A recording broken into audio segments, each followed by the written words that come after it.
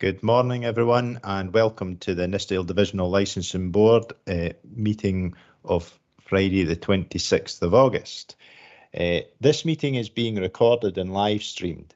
Could I remind members to follow the good practice guidance, which includes muting microphones and switching off their video when you are not addressing the meeting. Should you wish to contribute to any item, you should write speak in the Teams chat function or raise your virtual hand and you will be invited to speak in order. Should your question or issue be raised by a previous speaker, please withdraw your request so that we deal with the business as efficiently as possible. I give approval of remote participation. I will now ask Ms. Traynor to do the setting and apologies, please. Thank you, Convener. We have apologies from Councillor Dorward. If I may, I'd just like to check that everybody else is here that I can see on the screen. We have Councillor Beretti. If you could just confirm your attendance and that you can hear me okay, please.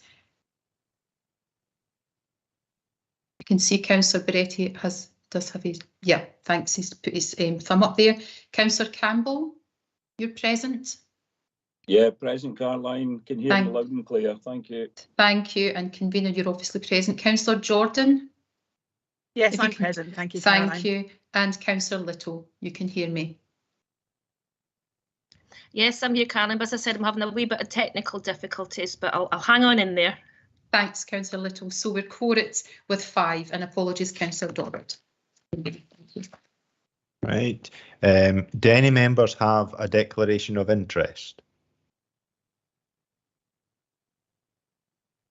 I don't see any thumbs going up or hands going up. Right, we'll move on to item 3, minute of meeting 24th of June 2022. Can we take this as a correct record? Agreed. Well, no hands going up, so we'll agree with that. Move on to item 4, Licensing Scotland Act 2005, Section 56 and 68, applications for occasional licences and extended hours granted under delegated authority. It's here for noting. Any members got any questions in this one? I don't see any hands going up. We'll take that as noted. Item 5, Licensing Scotland Act 2005, Section 29, applications for minor variations of premises licences granted under delegated authority. It's here for noting. Any issues?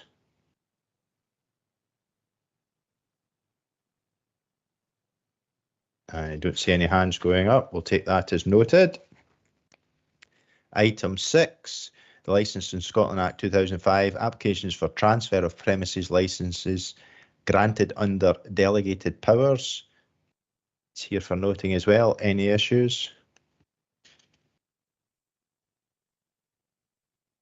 I don't see any hands going up. I'll take that as noted as well. Item 7, the Gambling Act 2005, surrender of premises licences.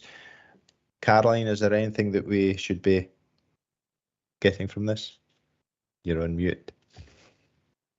Beg your pardon, it's just for noting.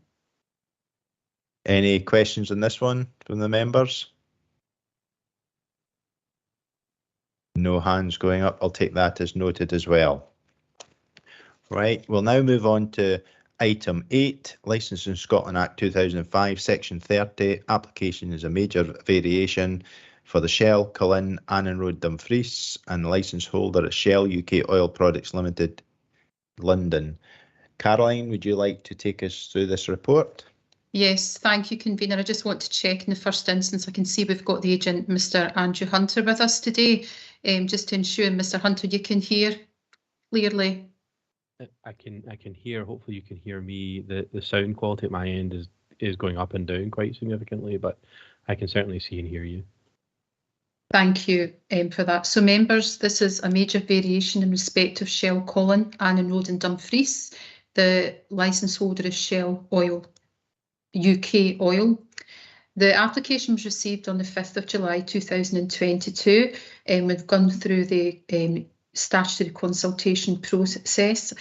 The dates of display of the site notice were Monday the 11th of July to Tuesday the 2nd of August 2022. and I can confirm that signed confirmation of site notice has been received. The last date for objections and representations was Monday the 1st of August 2022. And in respect of responses received, you will see that the application is detailed at Appendix 1 to the report. The LSO report is detailed at Appendix 2, confirming no adverse comments, and the Police Scotland have also advised no adverse comments. So in respect of suggested procedure, convener, you may just wish to hear from the police confirming there are no adverse comments, then the LSO, and then allow Mr Hunter on behalf of his client to present his case. Thank you. Sergeant Boyd, do you have anything you wish to add to the paper? Convener, no, just to confirm, no adverse comments or objections from Police Scotland in relation to this application. You've got pips in your shoulders as Inspector now. Just on a temporary basis. Right. Just to address you properly. Thank you. Mr Collins, anything you wish to add to your report? Thank you, Convener. Just following on from Inspector Boyd, no, nothing further to add. Thank you. Mr Hunter, would you like to speak to your application? Thank you, Convener. So the background here is I'm instructed by the Principal English Agents for Shell UK. Shell have teamed up with a business known as Uber Eats that may be familiar to some of the members if they have had the opportunity to use the application. It effectively allows you to purchase groceries or takeaways for delivery. So Shell would like the opportunity of allowing both their grocery products and alcohol, if a customer chooses, to be delivered via that platform. It's something they're rolling out across effectively their UK properties. Very briefly about the Uber Eats model, and of course I can answer any questions you might have to ask beyond that. But so Uber Eats operate the Challenge 25 you would expect.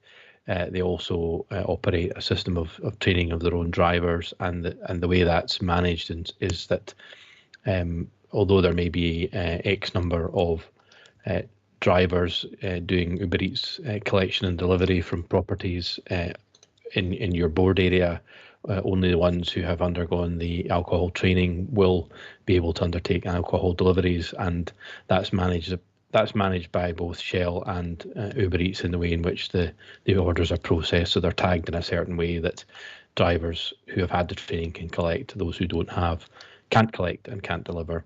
The rules of the application and the delivery process is that unless you are delivering to a fixed address, then you can't make an order. So you couldn't order alcohol, for example, to be delivered to an open space. It has to be to a property. And I suppose the last point in terms of diligence is that if I order, so I, Andrew Hunter, order, then I have to be the person at the door to collect and show the identification to the driver. I couldn't leave it for another member of my household to collect, to take the delivery, and it has to be the person who made the order so that the delivery driver can complete the verification process. If that doesn't happen, then the order is cancelled and the alcohol is returned. So that's the background. Uber Eats are used nationally.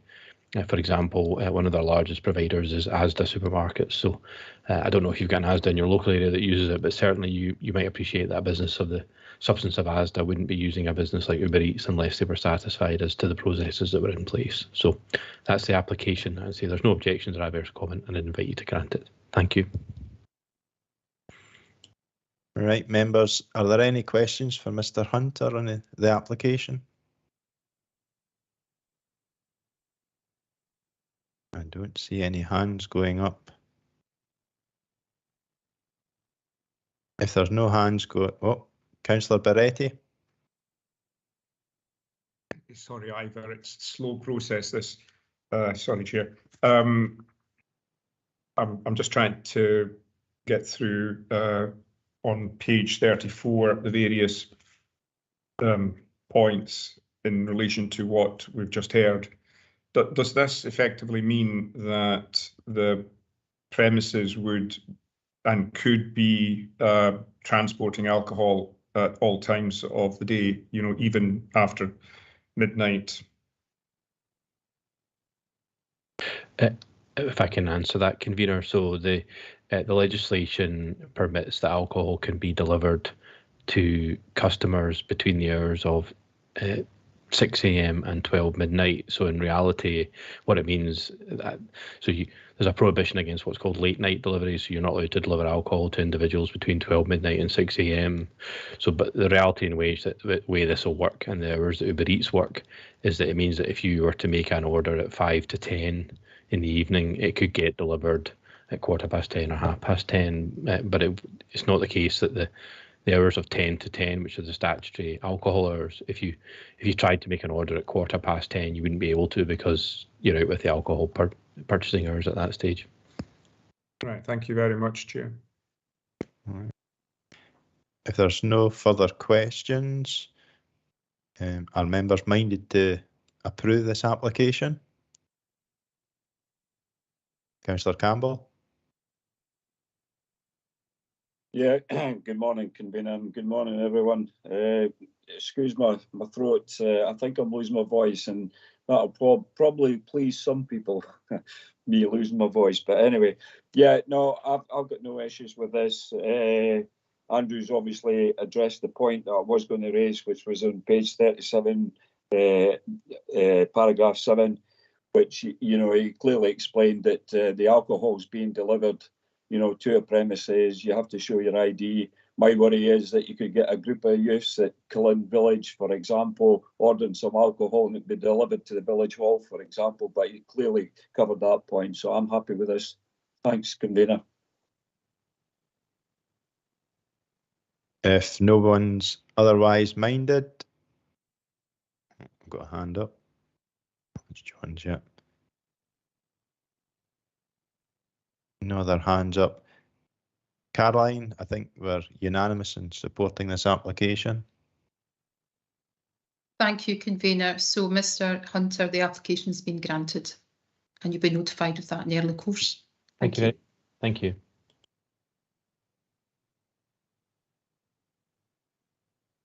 Now move on to item 9, section 30, application major variation, Chancellor's Nightclub, 25 Munches Street, Dumfries. Licence holder is Southern Upland Limited, 123 Irish Street, Dumfries. Ms. Traynor. Thank you, convener. I just want to ensure that we do have the agent, Ms. Audrey Junior, with us today, and that she can hear me loud and clear. I can, Caroline, yes. Good morning. Good morning. Thanks for that, Ms. Junior. So, members, this is an application for a major variation in respect of Chancellor's Nightclub at Munches Street, Dumfries. The application is detailed at Appendix 1 of the report.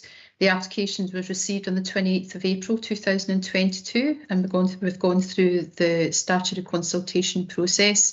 The dates of display of the site notice, Friday the 27th of May to Saturday the 18th of June 2022. Signed confirmation of site notice has been received. In respect of objections and representation, the last date was Friday, 17th of June 2022. At Appendix 2, you'll note that there is a representation of support received from a Catherine Lockerbie. In respect of responses received, Appendix 3 details the LSO report confirming no adverse comments. Appendix 4, there is an objection from Police Scotland, and Appendix 5, there is planning comment, and there has been updated comment received from planning in respect of this application. So, convener, in terms of suggested procedure, I would suggest that you allow the police to speak to their objection and thereafter allow members questions, allow the LSO to speak, and then any questions. Consider the representation received from Ms. Lockerbie, and then consider planning comments, and thereafter allow the police to sum up their case, and then allow Ms. Junior on behalf of her client to sum up the case. Thank you. Right, we are. So with that, we'll ask Inspector Boyd if she would like to speak to her objection. Thank you, convener. In relation to this application, it is an application for a major variation to Chancellor's Nightclub within Dumfries.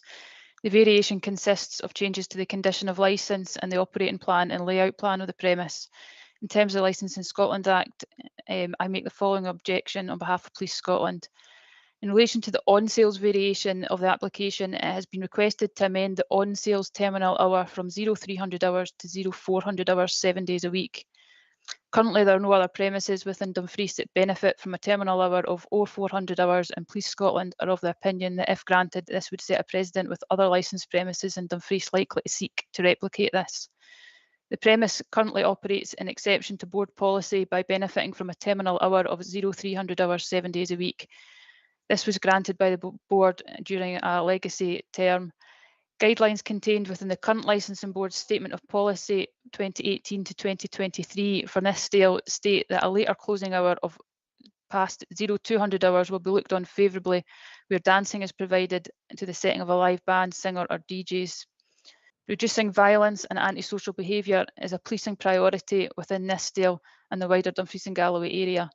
An extension beyond what is currently in place in relation to this premises opening hours introduces further risk of alcohol-related violence, disorder and antisocial behaviour beyond the risks which are already providing the public service to mitigate and maintain public safety towards the current terminal hour of 0300 hours.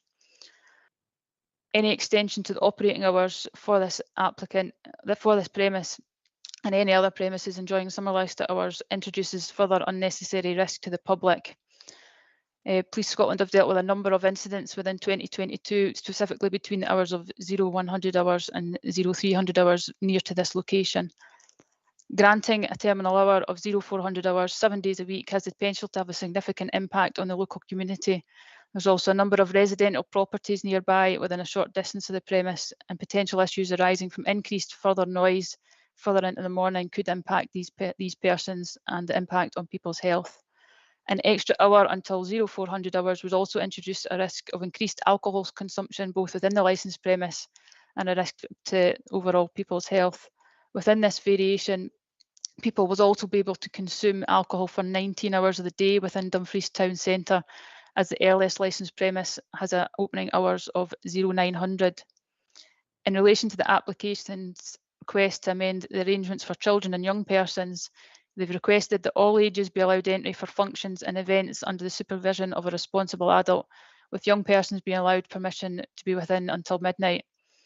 It's my understanding that the applicant is looking to diversify his business and include various events which are suitable for young persons to attend.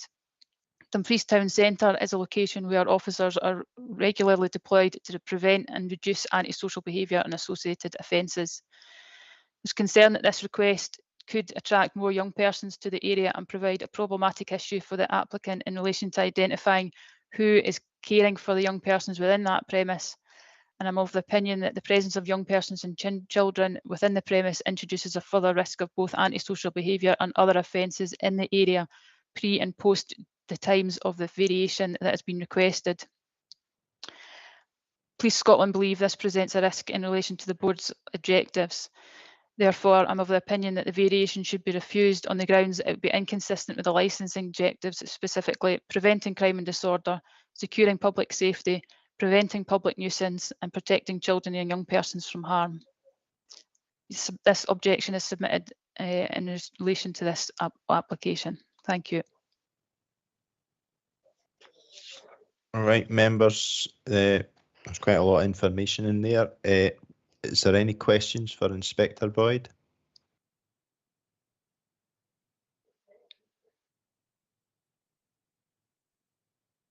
Councillor Campbell? Thanks, Convener. Thanks, Inspector.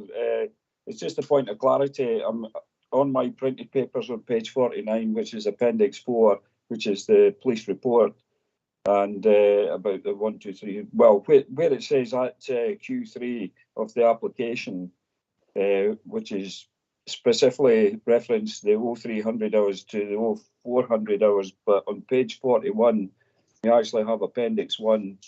The application, it references at Q2 amend the on-sales terminal hours from 3 to 4. So I take it that's just a misprint there more than anything. I would say yes. Unfortunately, I wasn't the author of the letter, but just to clarify, yes, it is in relation to the 0400 hours part of the application that we're looking to object to. Yeah, that's what I thought. Thanks, Yep. Convener. Thanks, Inspector. Right, no other hands. Just one question with regard to the young people and being on the premises. Is it a total view that no young people should be in there at any time, or just till this 12 o'clock hour? And if it had been earlier, it might have been considered more favourably. I would say at this time, the application is in relation to them being allowed on in relation to events and functions.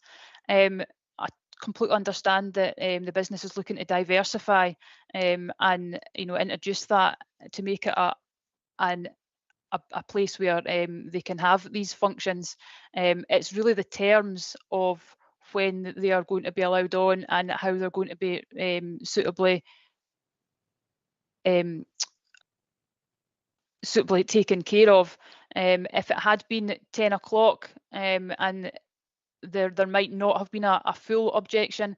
However, midnight is really, it's moving into the realms of when is this an exact event and when is it functioning as a nightclub. We would look for more clarity in relation to the events processes. I know there's another other places within Dumfries that will specifically hold under 18 specific events. So it's just making sure that if that is granted, that there is clarification in relation to what is an event and a function as opposed to what is everyday business in relation to the nightclub aspect of the premise, because there's obviously a lot of diversification coming on here with the premise that has previously really only operated as a nightclub function. Thanks for that. I don't see any other members with hands up. Mr. Collins, would you like to speak to your report? Anything to add? Good morning, Convener. Hopefully, first of all, the LSO report will be self-explanatory. I think I would admit that the last couple of years has been very challenging for the hospitality sector, but particularly for nightclubs who've spent a lot of that time closed. And I think a lot of this application is about catering for customer demand.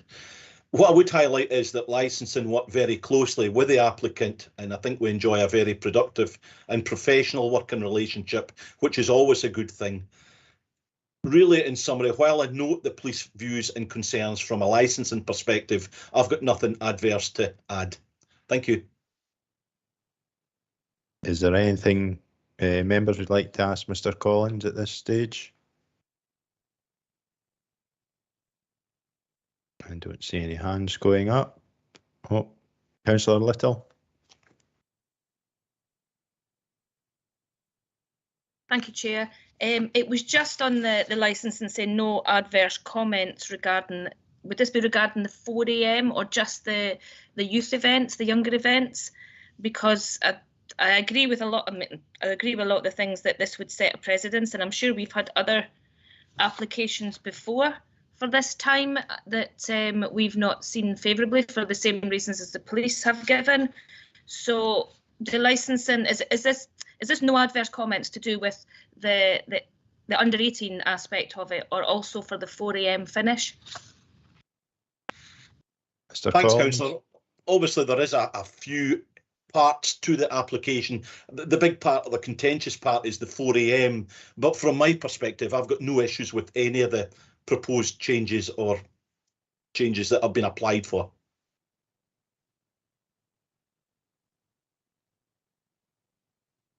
Right. If there's no further questions, I think the next part was if I remember correctly, the building planning issues. Convener, if I can just interject there, you'll note that at Appendix 2, there is a representation of support received from Catherine Lockerbie. So I would just ask you to consider just reading and digesting the terms of that representation prior to going on to the planning comment. Thanks. You're right, yeah, I was going to just take that before the applicant because it was a sort of support where the other one was kind of issues that might arise. But yes, if members would like to read through the Appendix 2. And I don't know if Ms Lockerby's online, but there won't be an opportunity to ask her any questions. Convener, I do believe that Ms Lockerby just wanted to submit the written comment and not attend.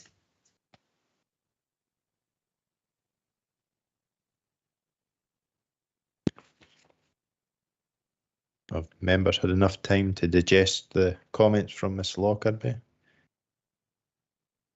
Any points they would like to raise with regard to them? Councillor Campbell. Thanks, Convener. Yeah, no, it's good to see that, you know, there's an element of support here. Although it's only one letter that's been handed in, and I know there's a period for people to make submissions, whether they support or object. I'm just wondering, has there been any sort of verbal objections? I don't know. I don't know if Michael Collins can help out, or maybe Caroline, I don't know. But sometimes you get the silent majority or the silent minority, whatever way that you want to put it, but I don't know. But we can only just look at the evidence in front of us. Thanks, Convener. All right. Yeah, if I can just pick up there, Councillor Campbell. Yeah, indeed. I mean, that's the whole purpose of, you know, displaying the application on the website and the site notice as well. That would be the opportunity for individuals and organisations, etc., to submit written comments. So in relation to any kind of verbal comment that has or has not been made, that would not be for a consideration. There's an opportunity to submit written objections or representation, so you can only go on what is before you today, and you could not surmise as to what anybody else has you know, allegedly verbally said or not said. So you have the letter of representation of support from Ms Lockerby, the police objection and the planning comments. I hope that clarifies. Thanks. Thanks very much, Caroline. Thanks, Convener. So if we move on to the planning comments, Caroline, I note that there is a possible need for planning application for this, depending exactly on what's being asked for. If is it up to 4 events a year or something, no planning might be required. Okay. But there may be, can we take a decision today if they need planning permission, as in, you know, subject to planning being confirmed? Okay, so basically that would be a decision for yourselves, Convener, as to whether you wanted to continue this application. However, what I would say to you is the terms of the planning comment are rather vague. They've not said, planning have not said that planning permission is required in respect to change of use or hours. My reading of it is they're saying that a planning inquiry should be made to ascertain whether planning permission is required, because they actually don't know if planning permission is required.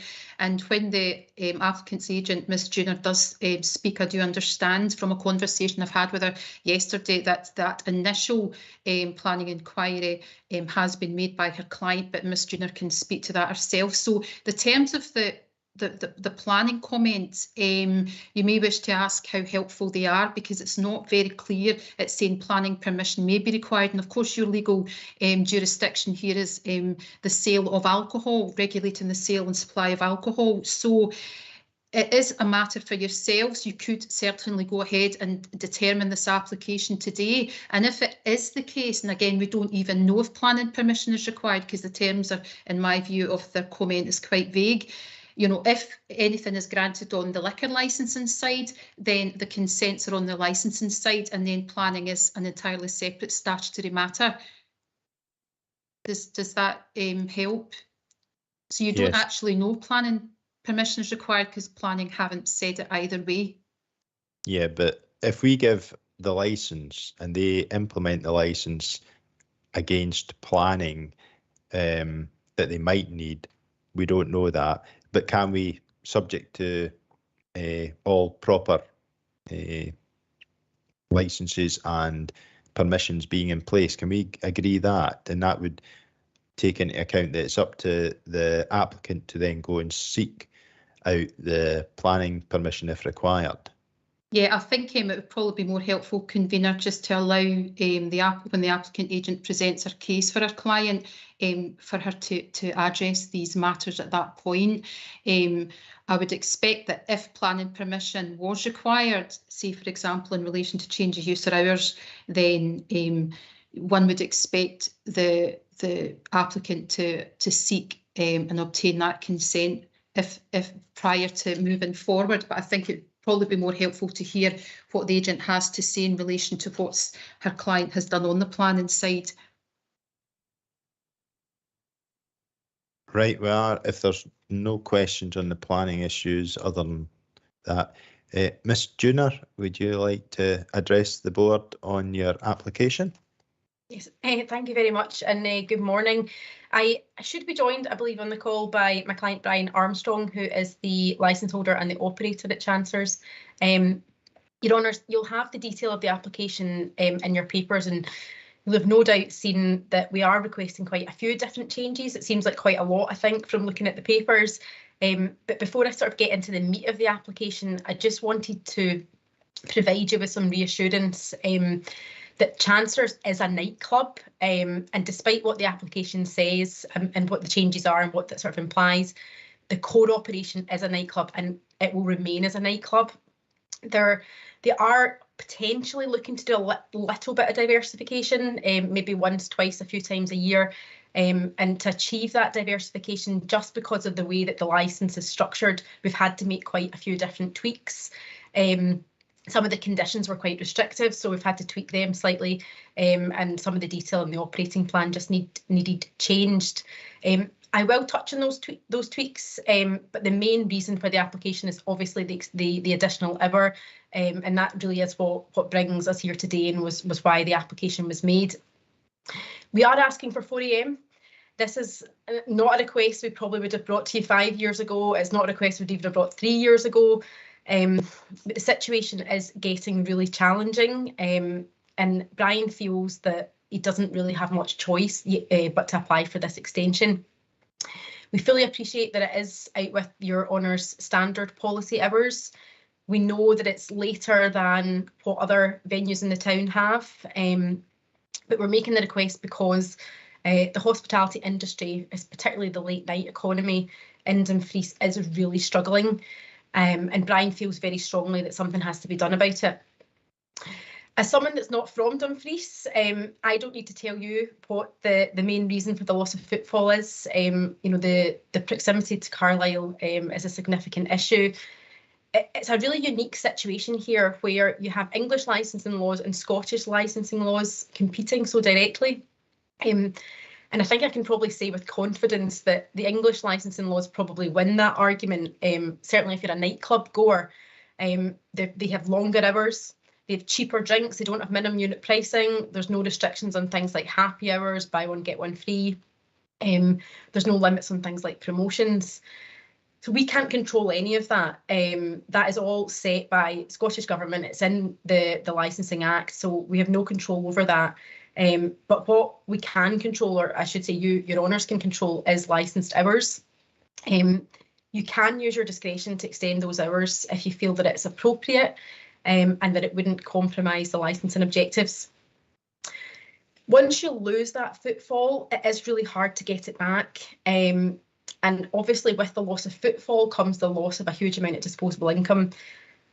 And that income isn't just for the nightclub industry. There's a huge trickle-down effect that happens here, which I'm sure your Honours will be aware of. It affects taxis, takeaways, nightclubs, cleaning services, hotels. The tourism sector is impacted. And locals are not spending money where they're paying rates. They're choosing a night in Carlisle because they can stay out till 4:30 or 5 o'clock in the morning. And those effects are being felt right across the board. We are in a cost of living crisis at the moment. I don't think we can deny that. People are going out less. They're making choices that involve costs as a main consideration, and England is a big draw because of that. I really do think, Your Honours, that having a thriving nightclub economy in Dumfries is really important. In the past, Your Honours and your predecessors have been known, or you've garnered a bit of a reputation, particularly among licensing solicitors, I should say, for being really reasonable board, for being really supportive of the trade, particularly since the pandemic, which has obviously made existing issues quite a bit worse. And we are appealing to you here to make an exception to your policy. We've heard from Police Scotland this morning, and we were able to review their objection prior to the meeting, and we appreciate that they do have some concerns. They were kind enough actually to come in to meet with Brian and the club to discuss those along with the LSO. One of those concerns is that if you were to grant these hours, it would set a precedent and they would open the floodgates to other operators in the town. There are not a lot of other operators trading in the nighttime economy here. I believe, and I'm sure Brian will correct me if I'm wrong here, there's three others who have consent till 3 AM. But really, there is one comparable operator, and I say that because it was the only other premises that actually had to close during the pandemic when nightclubs weren't allowed to open. So they, along with Chancellors, were the only two in Dumfries that couldn't open at all during that period. If that venue was to come to you and ask for these extra hours, which they would obviously be perfectly entitled to do, then Your Honours would be bound to consider the application on its merits, as you are with this one. But the determination of the application would be completely at your discretion. They might like to be in their beds for 4 o'clock. I don't know. I can't say if they would lodge a similar application. But there is no automatic grant, and you do not have to follow what happens in other cases. There are some other police concerns. They talk about the potential for disturbance for neighbours. And actually, I'm really pleased to see, I think it's really positive there actually aren't any objections at all from neighbours. And it is actually very unusual when dealing with nightclubs, because given the nature of their operation, their later hours, they do attract objections sometimes. So it's really positive to see that hasn't been forthcoming. The only contact, in fact, from a neighbour, as we've heard, was the positive representation from their adjoining neighbour, who wishes Brian and the team all the best. Although it is a residential area, the premises, there are residential properties nearby, it is very commercial. The club has been there for a very long time. The taxi rank is directly opposite the club, so it is an area that is known to trade later into the evening, particularly with the taxi rank into the very small hours. What is envisaged here is a gradual dispersal. So that would be, people wouldn't all leave at 4 o'clock. There would be a kind of gradual dispersal from probably about 2 o'clock. People would start to leave. That would take a huge amount of pressure off taxis. We all know that they're under a huge amount of strain at the moment. At the moment they see this leading up to 3 o'clock, they see people start to leave. And during the festive periods when they are allowed to open at 4 o'clock, until 4 o'clock, sorry, they also see that people kind of gradually leaving before the closing time. They've opened at 4 o'clock for many years over kind of Christmas and Hogmanay when they've been permitted by Your Honours, and it's proven to be managed really well. They've proven that they can work those hours very effectively, and they haven't attracted any significant issues at all. There's also some reference in the police objection to the potential for noise and antisocial behaviour. But potential, as we know, doesn't equate to evidence that it will happen here. There's no mention of any specific concerns about this particular premises. It operates very well. I understand that it doesn't have a lot of the issues that some other venues have. They've also brought in a whole new team of security, and they have 2 stewards on every night kind of during the week, and then at weekends when they're busier they have between 3 and 7 depending on which parts of the premises are open. So it is very well stewarded, they're very well trained, and it's not a venue that attracts a lot of trouble. When Brian came to see me about this application and told me he wanted to make the application, I'll be quite frank with you, I was initially quite sceptical. But he was adamant, and I was quite quickly convinced after speaking to him. He knows Dumfries far better than I do.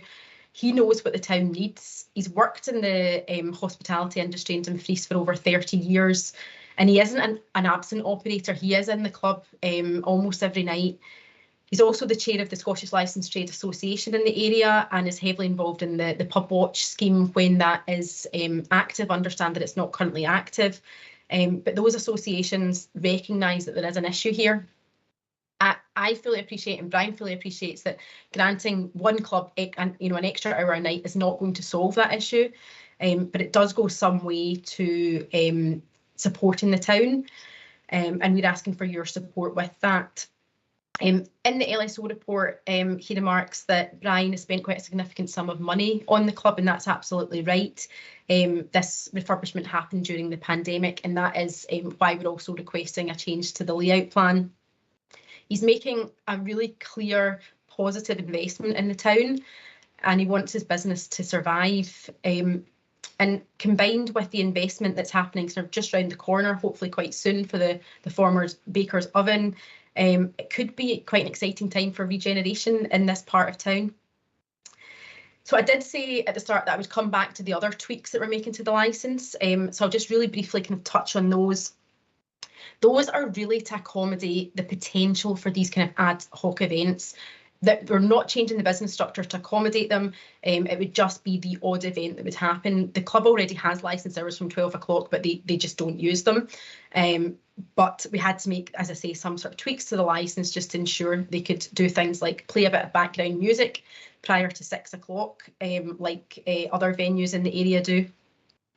We've also added in the word event to the children's access. Now, I don't know if there's maybe been a bit of confusion about that proposal, which is not unusual when you have kind of a sort of pro forma application. At the moment, the children's access permits them for functions only, functions under the supervision of an adult.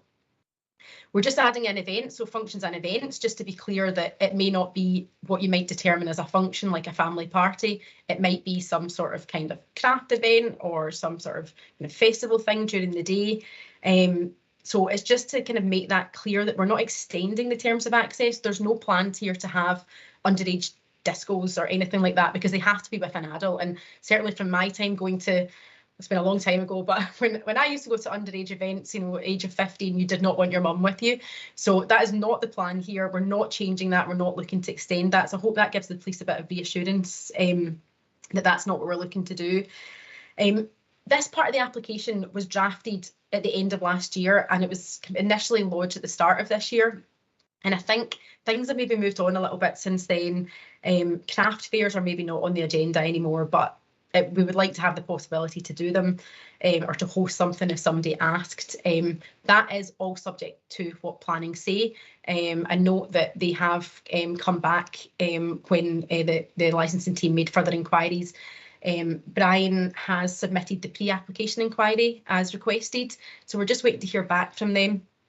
If they confirm that changes are required, then obviously we would need to go down that route before we could utilise that element of the premises licence, and that's not an unusual situation. We have kind of similar situations all over the country where people perhaps get an outside area or something, but they don't quite have the right consent from roads or from planning. So we would certainly do that, and we can give an undertaking to your honours that that would be the case. The kind of diversification element of this application is a bit of a hangover from the pandemic. People were really worried that nobody would go to a nightclub again. I'm really pleased to say that that's not the case. People are coming back, although maybe less often than we would like. But Brian would still like this element of the application to be considered, just to give him a bit more flexibility in the future if it's ever required. Your Honours, just to summarise, we are asking you to make an exception here. You are perfectly entitled to do that. It is very clear that the policy reflects a general approach to hours. You're not bound by it, and if you do feel that the particular application before you warrants a departure from it, you can grant otherwise. If you did grant this application and it wasn't successful, it didn't go well, or you had concerns about it, then your honours can be reassured that you do have the full weight of the Licensing Scotland Act behind you. You have powers of review readily available, and you could bring chancellors very quickly back before you and remove the gift that was with it that you could give them today, just as quickly as you could give it to them. So, Your Honours, I really would commend the application to you. I would commend Brian as an operator to you. He's very well known in the area and very well respected. I expect there'll be questions, so I'm more than happy to answer any of those, as is Brian. But otherwise, I would move grant of the application. Right. I've got one with regard to the extra hour. I find the arguments kind of confusing, whereby you say that by giving an extra hour, people would then attend the nightclub, but you then said later on that the reason they don't attend the nightclub is because the hours are better down south and you get cheap drink down there. So with the cost of living crisis that you mentioned, why would they come an extra hour to Dumfries and spend more money when they can get cheaper alcohol with the English licensing law? I find that a kind of strange argument. Could you maybe clarify that for me? Of course, yeah, absolutely. It's not that we are saying that the extra hour will solve everything and make the cost of living crisis go away. It's more that it's something to keep them in the town. So it's something that is a positive thing to keep them in Dumfries because they can get that elsewhere. They wouldn't have to pay for travel, they wouldn't have to pay for hotels to go to Carlisle, but they would still benefit from that extra hour. I don't know if Brian maybe wants to add anything at that point.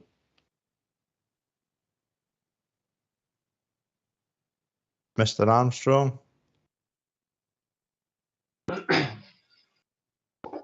Morning, everybody. Thanks for your time this morning.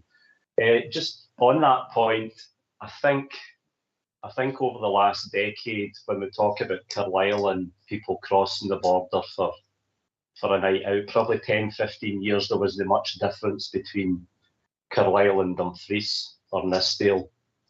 But as time's moved on, Botchergate just now has like 4 licensed premises that operate to 5 AM. We're finding that people aren't just jumping on the train and hiring minibuses, they're actually staying the night now in Carlisle. They're choosing, which you'd never have thought 10 years ago that somebody would spend a night in a hotel in Carlisle. So that's probably across the board when we're getting people coming to Dumfries. Do they choose to go to Carlisle rather than here for a night out, especially the clubbers and the late goers? The licensing's different. It has been since the change in the early 2000s. A change for the better, where we're not promoting drink, buy one, get one free. We never want to go back to that, and definitely as a late operator, it's like a form of control as well. I know there's a cost in that, but I think the majority of people that go to Carlisle, and when you watch groups, when I first went into the club to tell a story, I got my 2 nieces for Glasgow to come down on 3 Saturdays and stand around about the train station. There were students at the time and monitor what was going to Carlisle, and some trains were taking way over 100 people with groups, large groups of girls of all ages, excuse the bit. Females, obviously, they weren't just going shopping, guys, and they're going down because there was a bit more, because it was different and it was new. And the town was maybe struggling about a bit, and we're just really starting to get on top of it now. I'm sure they won't mind, but places like the bank opening. So since the bank opened 2, 3, 4 years ago, we find in the club that we're getting groups in at 10, 11 o'clock at night. That would maybe sometimes be coming to the door at 1 o'clock in the morning after getting the train, or not coming at all. Majority of people get off the train or don't come home. So that was key for us when you get another venue, a new venue opening in the town. I'm all for that, and it helped us. That helps the taxes. We've got issues with taxes, but one of the issues with the taxes is lack of footfall. And the guys and the girls that are driving the taxis just, they're just not coming out because the business isn't there. If we open to 4, we're open every night. I've operated for the 7 years. We've kept the club open to 3 AM.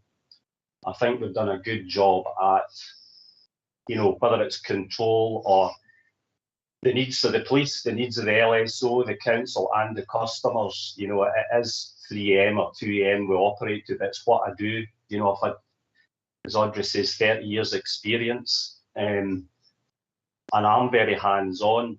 I'm a bit particular about stewards because we can remember years ago how unlicensed, everything, but now again, and having just went on an SIA course recently in Cumbria, because I think we need to, as a staff, we need to know what the stewards are being trained in, so to know that they're doing it right, rather than just take their word for it. And then to be accountable, because we need to be accountable to Police Scotland. We need to be accountable to yourselves on the board. And more importantly, we're a family. We've got young kids ourselves, so I've got to be accountable for the parents and the partners of people that are out, we try and create a safe environment. I know that's maybe, I'm off the point of what you were saying about going to Carlisle. People go to Carlisle because there's possibly more there. It's a bigger place. It's always going to be a struggle, but we need to offer more. And I think when we closed, and I realised that we weren't just going to be closed for 6 months, through no fault of anybody's, that we either get out here, we've got 2 operations in hospitality, but I'm a Doonhamer, I'm here to retire. So we decided, right, we'll go to planning, see what we can do, try and operate the club a bit better, where we've got a main door, a cloakroom. So we've got a cloakroom 7 nights a week now, and a main door, a proper door for stewards, for doing checks, and try and do an investment, firstly downstairs, to make a change, because it has never been changed really for 30 years. And it's always a difficult one because there's a perception, but we needed to put that investment and put the commitment in and just really go in a wing and a prayer, basically. We didn't know what was going to happen, but I thought last year we brought in local tradesmen, local people, thinking we need to safeguard these 18 jobs. We also do outside bars, so we need to not just think this next year. We know the next year is going to be difficult, 2 years, but it's not just about this year and next year. It's about 5 years and 10 years, and it's about my family's inheritance as well.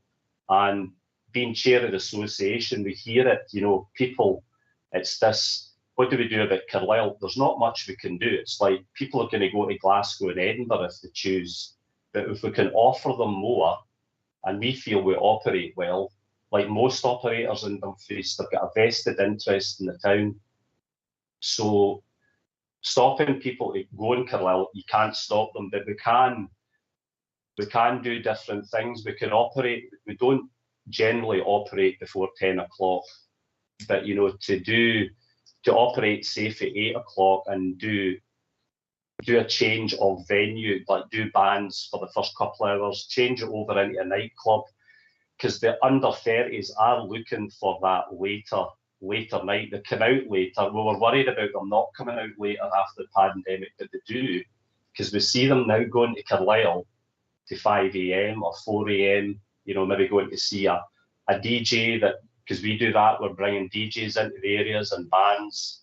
To do that, we need to offer that as well. If we're, some of them would choose to come to the club and still go to Carlisle at midnight, which you'd never think, it would never have happened 5 years ago, but that's actually what they're doing.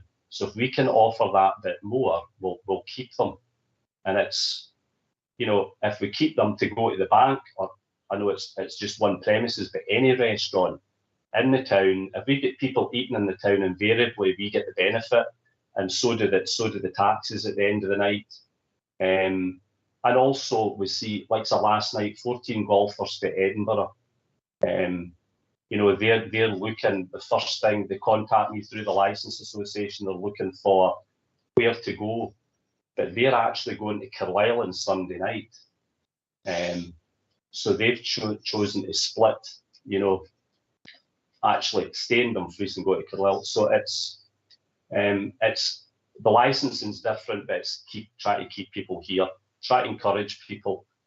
It was a bit long-winded, but I have a couple of members looking to ask questions of Councillor Little and then Councillor Campbell. So Councillor Little. Thank you, Chair, and thank you, Mr. Armstrong. I fully agree. The nighttime economy businesses had probably hit one of the worst. The hospitality businesses have been hit really badly through the pandemic, and I do know that nighttime economy. I'd love to see. It's one of my things I want to champion is the nighttime economy in Dumfries. I think we need to find a way to grow it. All right, we need to be offered more. Very disappointed that your representative completely concentrated on the difference between England and Scotland. This is not England. This is Scotland. Right, the measures were spoken as that they've been put into place to address health issues to our population and public safety as negatives. These are not negatives. That I'm not sure I agree that everyone's going. I know that people go to Carlisle. It's always been an issue. I know that people go to the Central Belt. It's always been an issue. But I think you're right that we need to offer more. I'm wondering what this extra hour is going to. So you say cheaper alcohol in Carlisle, and that's better, but at the same time you're saying they stay over or get taxis home. That's actually adding extra cost. I'm not sure that any of that is the main reason why they're going elsewhere. We need to. You're right. We need to offer something, and I commend you for everything that you're doing to try and supply that and support that for especially our young people. We need to get more. Keep our young people. We need to get more younger people and younger families here, and we need something in there that's a bit of a buzz in the town. Do you think this 1 hour is the thing that's going to do it? Please, I'm not criticising at all. I'd love to find ways to make this work for you and make it work for all the businesses. It's just. Is this the thing that you think that's going to keep our young people, our club goers? I'm saying young people because let's face it, I'm not going to go to the club, but our young people here. Do you think that is going to deter them from going to other regions? Sorry, that was long-winded also. Mr. Armstrong. It's not that 1 hour. No, you're right. You know, the 1 hour, but it's just the 1 hour doesn't. You know, it doesn't stop people. They're going to do is we're going to go where they choose to go. The extra hour, we're a nightclub. I mean, I think the Scottish Government made that quite clear, and quite rightly so. I agreed with social distancing. You know, we know. We've all been touched by COVID, so that but the Scottish Government, we were a nightclub for a long time. Licensing, it was when it was changed. A premises license is a premises license. It doesn't matter what you operate. But recently, it's been shown we're a nightclub. That's what I want to do. The extra hour, it's just bringing it. It's not just about Carlisle. It's any large place. Dumfries is a city. To us, it is the hub of Dumfries and Galloway. And just like Carlisle is for Cumbria, Glasgow is for Strathclyde. Should we be any different? We're just looking to, when people do come, that they have that option to 4 AM. It's not going to save my business or anybody else's business or make it better. I think it will make it better. It's not that 1 hour, isn't it? It's the refurbishment. It's how we operate. It's just offering a bit more. It's like a menu. It's like a food menu. Now joining. Do you offer more or do you offer less? I think we're good at what we do. We just need to offer that extra on our menu. And we don't. Although we've got the license from 12, we've never used it. And even the license when we opened it up 7 years ago, Chancellors, I think it was a 2200 to 3 in the morning. We've maybe only operated before 8 o'clock 5 times. It's just been for specific things. When people come to us and ask, can you do this, Brian? So that's probably answering it. When people come to us, you know, we can offer that bit more. There is a premises in Nithsdale, operates as a nightclub to 4 AM, just probably like most other cities in large areas.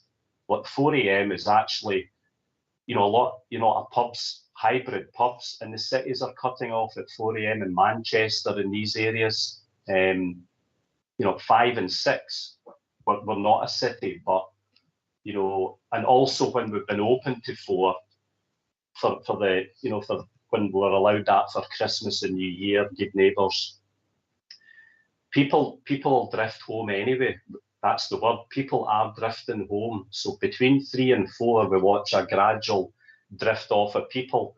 So that to me gives them more access to taxis. If every pub, like we did years ago, it was midnight for a long time, everything came out onto the street except for Chancellors and the one other premises. If it gives a spread, it helps the taxis, and it helps us. The hour just gives more. It gives more to your go. It's something else on our menu. It's not the be end and end all, you know, but also it's just giving it. You know, when we travel, when I go away, you look at what the rest of whether it's the country you're in, the city you're in, your town, you look at what everybody else is doing and how they're operating and how good, how bad, how indifferent. So no, it won't have. It's not. It's important. It's important to us as a nightclub to show that we are a nightclub. You know, before the change of licence, and there was a 2-hour window where if a pub was closing at 1 AM, the nightclubs could get to 3. That's no longer there. That was there because we are a nightclub. We don't do food at 10 o'clock in the morning or 2 o'clock. We can't, and we don't want to look at that side of the business. That's for the pubs and the restaurants. You know, we're a nightclub. We're in the late economy. It's just really what we're looking for. Just looking to stretch it on a bit. We're trying to make a difference. Refurbishment, a spend, whatever I'm involved in licensing personally. I'm under no illusions of what late licensing is, you know, and that extra hour potentially, you know, but the issues or any issues will be the same at no matter what time of the day we're selling alcohol, whether it's off sales or on sales. You know, it's how we operate it, and I'm not saying it's easier, but in a place like Dumfries and being local, it's local knowledge is key to who you're dealing with, your client group and the various client groups. Does that answer your question, Councillor Little? Yeah, thank you, Mr. Armstrong. I definitely feel for you. I definitely feel for your industry, and I feel for the town. And you don't have to convince me about Dumfries being a city. I shared and drove the bid for us to become a city bid, and I'm still devastated about that one. But yeah, I think we all need to find ways to make this nighttime economy work. So, but no, thanks very much for your answer. Right, I have 2 further members of Councillor Campbell, then Councillor Jordan, and I see Miss Junior wants in, so I'll get the councillors to ask their questions and then we'll bring Miss Junior in at the end. Councillor Campbell? Yeah, thanks, Convener. Councillor Jordan was actually before Councillor Little and myself, so I'm happy to give way if she wants to come in with a question. No, you're all right. You go first. That's fine. Sorry, I must have missed that one. She actually put it in the chat, Convener, so it was probably missed, but I noticed it, so I was quite happy to give way. But anyway, yeah, thanks, Emma, for letting me in. Yeah, thanks, Brian. Yeah, I suppose from my point of view, in the layout plan, there's a number of reconfigurations. You know, you've got the basement, the ground floor layout, and the upper floor layout. My question would probably be, would there be more than one event going on? So say, for example, you were looking to have a community event, and that possibly could be a number of, people under the age of 18. And would there be something else going on at the same time? How would you protect the young people, from accessing other parts of the premises? I don't know if that's what was in your mind at the time. I do know that previously, where I used to work at ICI, we used to book places like Chancers, for the Christmas parties for the kids and all that. But I think it was the whole premises that we had, or at least part of it. But there was never any other sort of function going on at the same time, if that makes sense. So it's just a case of if there are 2 or 3 functions all going on in different levels of the premises, how do we protect the young people, managing to get into another part of the venue is basically where I was coming from. Yeah, I suppose in short, Chancellors is operationally that's a difficulty to expand the business. We're only having toilets downstairs in the basement. We had a function on last Friday night, a charity function, DJs or whatever. It finished. We just kept the main door closed to the public to 1 AM, because the toilets are downstairs. So you really need, if you want to book the upstairs bar, you need access to a basement bar. So that's always a bit of a operational issue. It'd be brilliant if we could split the club in 2, and if there was toilets upstairs and downstairs. And you'll notice in the plans that we asked for an extra exit or entrance doorway opposite the ticket office. It's so we can operate the main door 7 nights a week to get the cloakroom. So thinking in my head over the years, to get the 2 bars operating separately would be really good for the business, but we can't do it. So the answer to the question is we can only do one thing at a time. So if we book a function, it's for the function only. And we have had the odd party, family parties and our 30th birthday parties. So the kind of rule of thumb there is, it's a 12 o'clock shut off, and then we open to the public. We just advertise that we've got a private function on to 12 AM or 11 PM or whatever. So it'd be nice to, but we can't split the club anyway. So it's one or nothing kind of thing. So thanks very much, convener. Thanks, Brian. Councillor Jordan. No, do you know what? I think that probably my questions, my concerns have been sort of answered, really. I'd sort of a little bit confused about how much benefit would be between 3 and 4 because of the way that Audrey had said how people sort of generally filter out between sort of midnight and 3 anyway.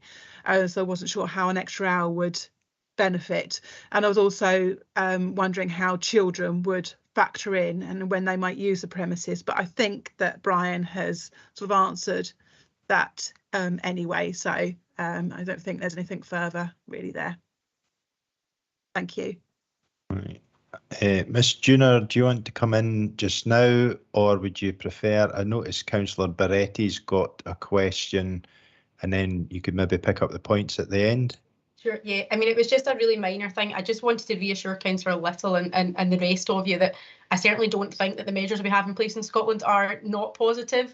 It was more that the having a venue where you have full hours and it's a really well-established venue and it's offering everything is a really attractive thing for the town. So I'm sorry if there's any misunderstanding there, and I just wanted to confirm that. Right. And Councillor Barretti. Thank you, Chair. Quite interesting that my other fellow councillors have put some questions to Mr. Armstrong. What doesn't come across in the paperwork and what you've highlighted, the evidence of how many people come from without Dumfries to come to Dumfries to do, night clubbing, and therefore you've mentioned the fact that there's the train. It doesn't the application doesn't represent that sort of quantity. So in your own experience, do you have any empirical evidence of what sort of figures are we talking about? You said talking about from Glasgow, from other areas who are going to Carlisle.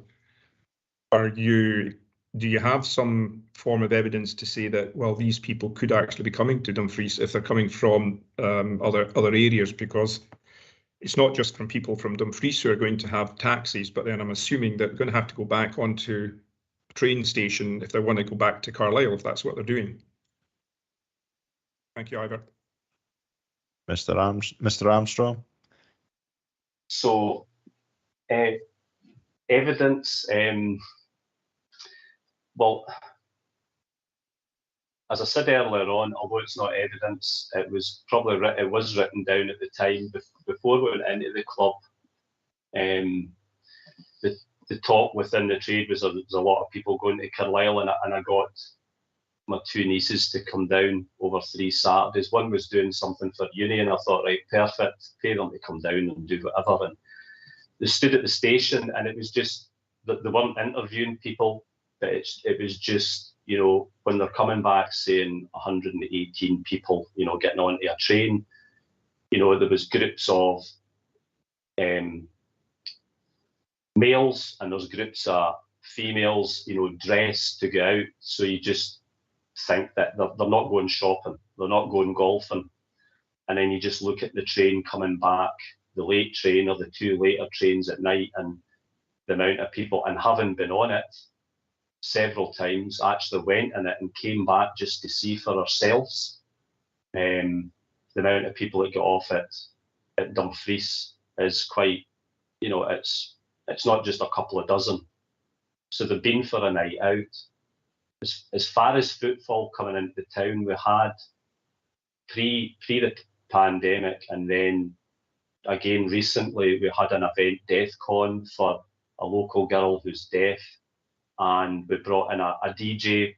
He was lost in me, but his name was Aviate, or is Aviate. He's big in Ibiza, and he works all over the world, this lad. He's for Paisley, and he came down. He's done 3 events for us, and ticket sales, when we're on the ticket platform, on his second event, was 280 tickets, and 180 of them didn't have a DG1 postcode.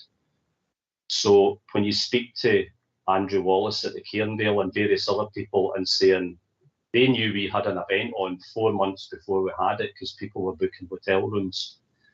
So that's really, it's nice to know that, you know, it's nice to get that feedback off of B&Bs. And so I can only go on that kind of evidence. He was back again. We brought him in this, just when we opened back up there. Kyle Lindsay, a local lad, brought him back in. And again, you know, there's people coming up from Wigan because it's a big clubbing area, Edinburgh, and obviously Glasgow. You know, there's always so when you're getting not just young people, you know, but people traveling and staying the night, it shows when we put events on. So the operation of the club, no matter, you know, our operation also, that we struggle to get people in early because people go to the pubs, and a lot of pubs are open to 1 AM and 2 AM. So we trade off that. We're starting to get busy at 1 AM in the morning, and that has shifted significantly as pubs have got later licenses. So we're up against that as well. So that shift, that dynamics in the trade has shifted, where a Friday night tonight is a classic example where at 1:45 we start to get busy. So we've got an hour and 15 minutes to operate the club. You know, and tonight we're just downstairs, but we've 9 staff. So we've got that hour and 15.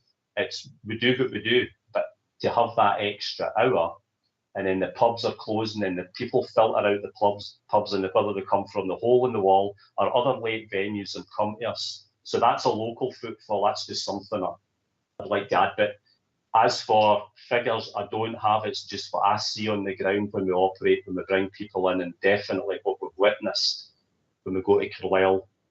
Well, that kind of answers it, wasn't it? Thank you, Chair. That's fine. I have no further questions. Right. If there's no other questions, Inspector Boyd, would you like to sum up your objection? Thank you, Chair. In relation to the children and young persons access, I understand that this request is to add events to the current function ability that's held by Chancellor's Nightclub. Therefore, I feel that clear children and young persons terms of access and supervision needs to be considered if this is going to be granted. In relation to the second objection that Police Scotland have put forward, specifically in relation to the 0400 hours terminal hour, this objection is founded upon the licensing objectives preventing crime and disorder and securing public safety.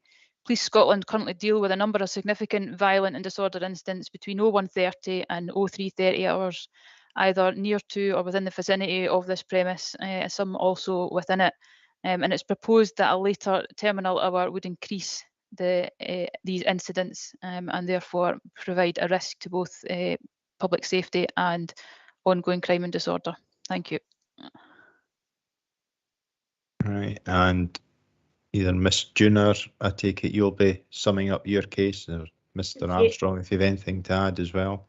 Thank you. Thanks very much. And we really do appreciate your time this morning and listening to all the arguments. I mean, you've heard enough probably from Brian and I now, but really I just wanted to say that in 2010, when your owners or your owners' predecessors adjusted your policy hours at that point, the justifications that was provided for doing so was that the board's responsibility is to safeguard the licensing objectives. And that's not disputed at all. But the policy then goes on to say that the responsibility must be seen in real time and to accord with present and anticipated future conditions. And I think that that's really important because in real time, right now, we believe that these hours would really benefit the locality, they would really benefit Dumfries, and they would benefit Chancers. It would provide a premium venue which can compete with what other cities are doing, what Glasgow's doing, Edinburgh's doing, and obviously Carlisle's doing. And it wouldn't, in our mind, lead to an inconsistency with the licensing objectives. Brian may want to say more, but I will leave it there. Thank you. Mr. Armstrong, just a wee summing up. No, I think I've probably said enough. I hope I've not rambled and been clear. That I know that the young people, we've got family, like we've all got families. It was just we're not changing the operation of Chancellors, and for the young people, it was just to accommodate functions. I think, and since you allowed us to have young people in 2014, when I went into Chancellors, we've probably only operated 4 times with young people in. So it's just if the occasion arises, the 4 AM, it's just to really get ahead of things and move things forward, move the business forward. We are a nightclub. The extra hour, I mean, I totally take on board. An extra hour isn't going to, it makes a difference. It's the longevity. It's like opening every night and being consistent that everybody knows that we open at 10 o'clock.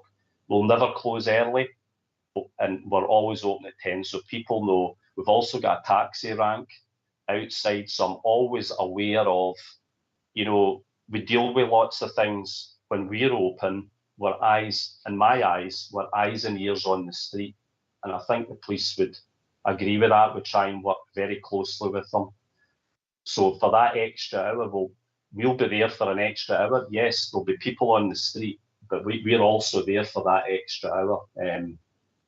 So I think that's a good thing. But for the business, it just opens it up a bit more. And it's that menu. It's something else in the menu that, you know, we're looking for. Thanks for your time. Right, thank you. Over to members. Anyone got any views they would like to make? Councillor Little. So I'm just going to ask, are we in session now? Yes, we're in session now. Discuss now. Well, I'll give my thoughts. I'm not going to give any decisions. I'm going to give my thoughts then, if that's okay. I'm torn. I totally understand the struggles, and I'm getting that whole thing that Brian's just said about the public later licenses. that's become an issue because that's moved everything along, isn't it? That's when you were, that extra hour would sort of take away that extra hour they were getting, you know, meaning that it shifted it up. The police incidents, I'm thinking, would it increase the incidents or would it just shift them on an hour? You know, if people are not coming out an hour early, they're coming out an hour later, would that mean there's twice as many incidents or just mean that they're shifted on an hour? I'm encouraging the diversifying. I'm not sure I have an issue with the younger people things quite as much, because I totally understand what was being said about how that will be handled and it only being a thing now and again, and it's just trying to get all different kind of business in. Totally understand it. I'm torn because I don't like the idea of really late. I think it just gets later and later and later, and that always bothers me, but I'm also quite well aware that I tried to make this town a city. And, you know, so I get that as well, and trying to compete with Carlisle, Glasgow, Edinburgh. I do know when people put on events in Dumfries, we never get people going. And then you get the same people from Dumfries going to the same event in Glasgow. And it's like bizarre, I don't know what. And it's just trying to find ways to encourage people to stay and to encourage more people to come. So I totally get Brian's requests for this. I've been worried that, does that mean that the other people will want to have, other businesses will want to have a later license? And then I'm thinking, but is that a bad thing if we're trying to get the nighttime economy? So I'm torn. I'm not objecting to stuff, but I have loads of things going on in my head. And yeah, and not very many of them negative, I'll be honest with you. So I'd be interested to hear what other members say as well, but just thought I'd put out my little thoughts at the moment, if that's okay, Chair. Yeah, thank you for that. Councillor Jordan. Thank you very much. So my thoughts really just at the moment are, yeah, absolutely get, you know, I want to make sure that our nightclubs, our nighttime economy is supported. But I do have some concerns regarding antisocial behaviour and our objectives, and I can see from the police's point of view that if we do extend the hour, and of course the reason that you want to extend the hour, or that we, you know, that request has been put in, is to increase business. And so if we're increasing the footfall, more people coming into the club, then the potential is that we're going to increase more incidents of antisocial behaviour, further incidents to the police. Not only possibly that, I mean, I'm not an expert in this, so these are just my thoughts, but you know, there may be a bigger window, or possibly not, but it may get later into the sort of early hours of the morning. But also there may be more occurrences, because if we're getting more people, then there are likely potentially to be more occurrences. Those are my thoughts, but obviously, you know, I do want to support you know, the businesses, and make sure they you know, have you know, a good business plan. But those are my thoughts for the moment. Thank you. Ms. Traynor, did you wish to add something? Convener, is it okay if I just have just add a wee bit for a wee bit of guidance here? Yeah. It was just a few just for thought. In relation, the board can expect compliance with its policy and give considerable weight to it, and of course the policy does seek to promote the licensing objectives. Inconsistency with the policy is not necessarily inconsistency with the licensing objectives, and you're fully aware that you cannot follow your policy blindly. You have to be, you cannot fetter your discretion. You know, you have to be open to allow someone to come along with something new to say.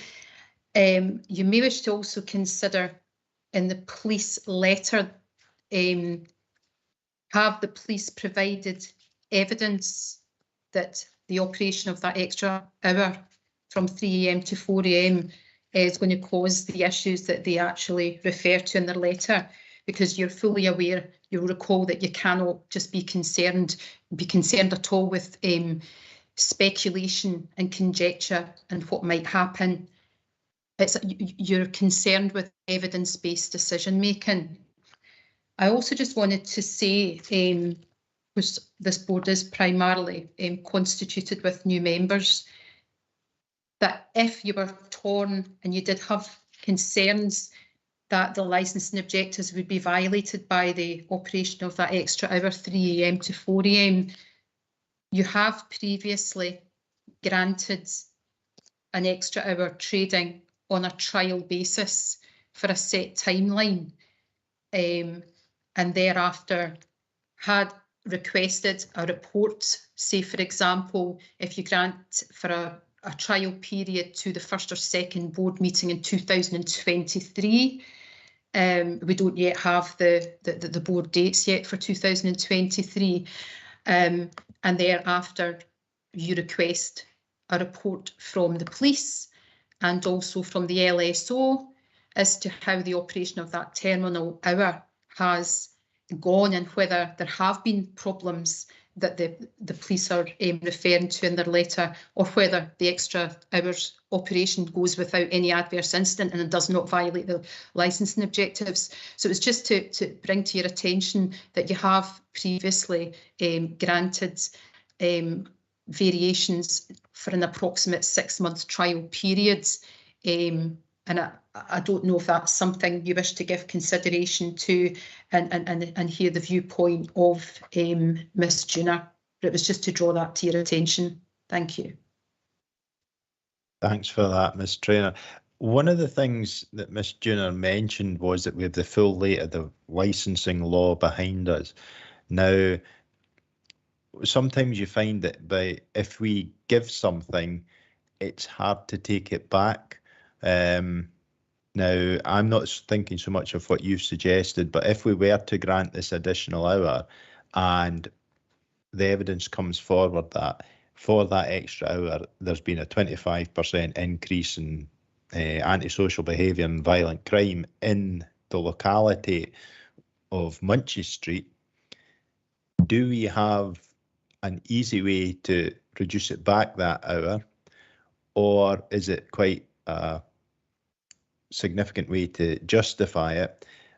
And similarly, if we gave the option of a 6-month period or till the second board in 23, I think you said, and within that time there is clearly evidence increase in antisocial behaviour and violent crime, can we take that back quite easily? Because that would be my concern, that once the horse is bolted, there's no point in shutting the stable door. So just, do we have the powers to actually limit this if there is an issue, and can we do it fairly quickly? The answer is yes, Convener. You've got the review of licences mechanism behind you. So at the review hearing, you'll recall you can revoke, suspend or vary a licence, as in scale that hour, you could take that hour back. Again, it's all about evidence-based decision making. So, for example, if you granted that extra hour, 3 AM to 4 AM, and it does become like the wild, wild west, and there's an increase in antisocial behaviour and violent crimes, etc., and the police provide evidence to you in terms of statistics and other evidence, then yes, you can have a review, hold a review hearing and pull that hour back to its 3 AM. Based, of course, again, it's all about the police bringing that evidence. But yes, you do have the review mechanism, and you could convene a special hearing rather rapidly for that review hearing. Thank you. Thanks for that. Councillor Campbell. Thanks, Convener, and thanks, Caroline, for that advice there. Very helpful indeed, because I was looking at the police report, and page 50, it clearly states the potential for issues arising. So we haven't really had that evidence presented to us today.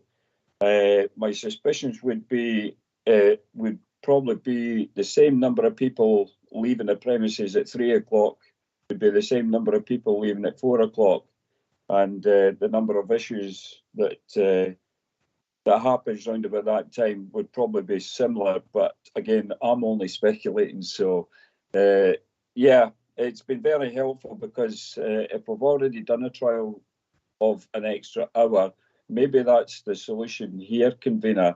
That we grant a licence on a sort of trial until the second licensing hearing for 2023. That might be helpful, because what I'm hearing from other members here is we're very sympathetic to the request to help the nighttime economy, and as Mr. Armstrong has rightly said, you know, if pubs are already getting their licences extended, they leave them premises later, so his window of getting some kind of economy going is getting shorter and shorter, and that maybe that's something that we can reflect on. But I would like to propose, if that's possible, that we do grant the licence for an hour, for the extra hour on that temporary basis, and as Caroline's rightly said, we can always bring it back for a review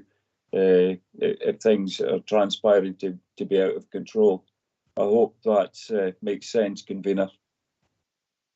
Yes, thank you for that. Right, wait a minute, I'll have a wee look in here because there's 4 hands up. Councillor Little, then Councillor Barretti. I think that's the order that came in.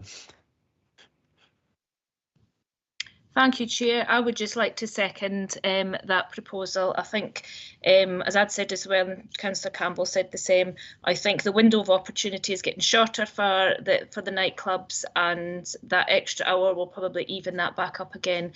And also, as I said, I think that it'll just move the disruptions an hour further on, but we kind of need that evidence anyway. So I would be minded to second Councillor Campbell's proposal to move to grant, but with for a period of time and then to review. Councillor Barretti.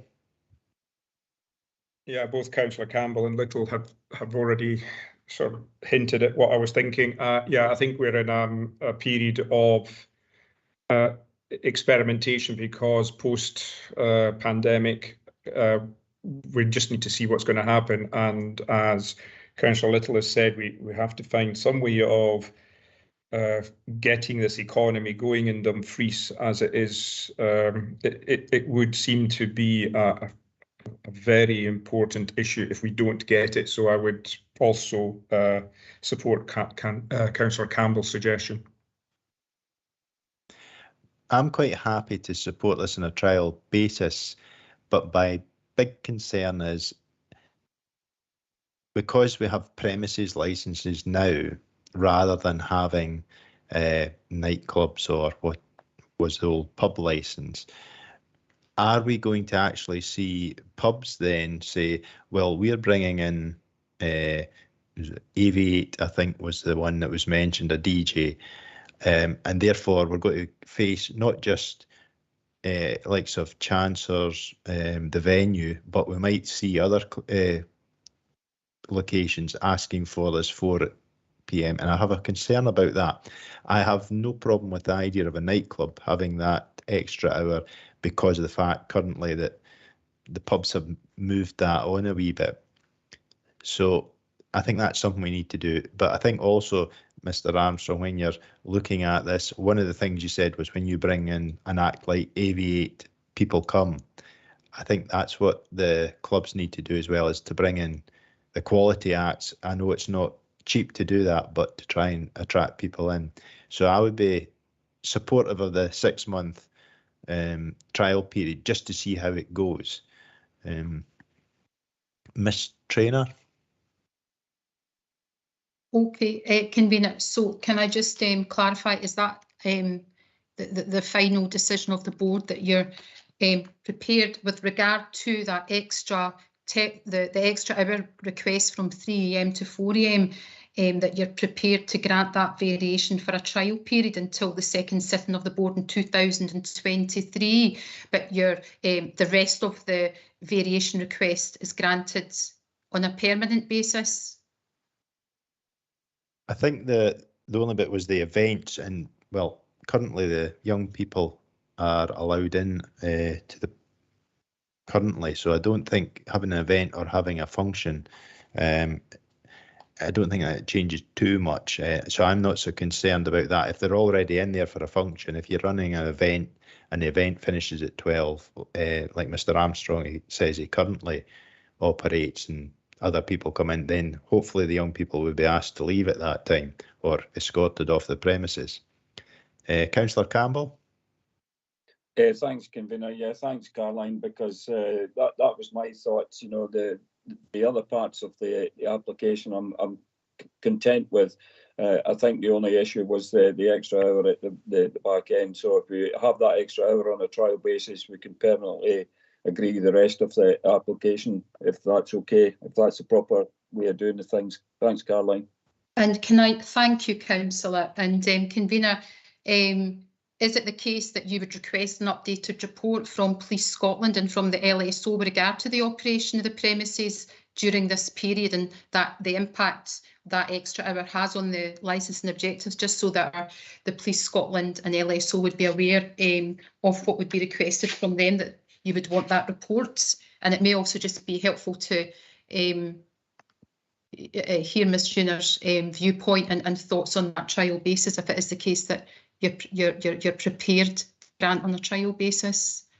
I think that what we would look for is if we could have the statistics of the current functioning period to see where, you know, the criminal activity, violent crime, etc. happens, and we have the period, and then we have something at the end to show whether there has been a significant, if any, change in that statistics. I think that would be what we would be asking from the police and the licensing officers, because, you know, is it a case of it's moving from 3 till 4 o'clock, or is there an additional? I think that we need to find that out. So, and I would also ask Ms Tuner, would you like to comment on our proposal? Thank you. I think I can speak for Brian when I say I'm really grateful for the opportunity to be given 6 months to show that we can do it. The only point I would make, and it's a very small one, is just about that reporting period for Police Scotland. I'm just conscious that at the festive period, which this would cover, this 6 month period, other venues get extra hours as well. So I'm not sure it would be directly comparable. So it's just to kind of maybe consider that, but because there may be an increase naturally over the festive period during the later hours, if you see what I mean.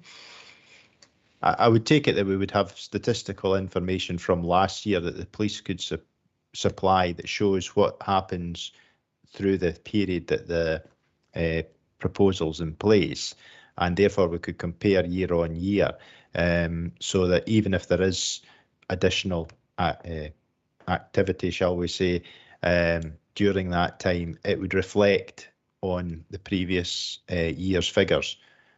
Now, Councillor Little. Thanks for the opportunity to come back in. I was wondering if it maybe would be wise, if it was a possibility or wise at all, to grant temporary for maybe a larger window.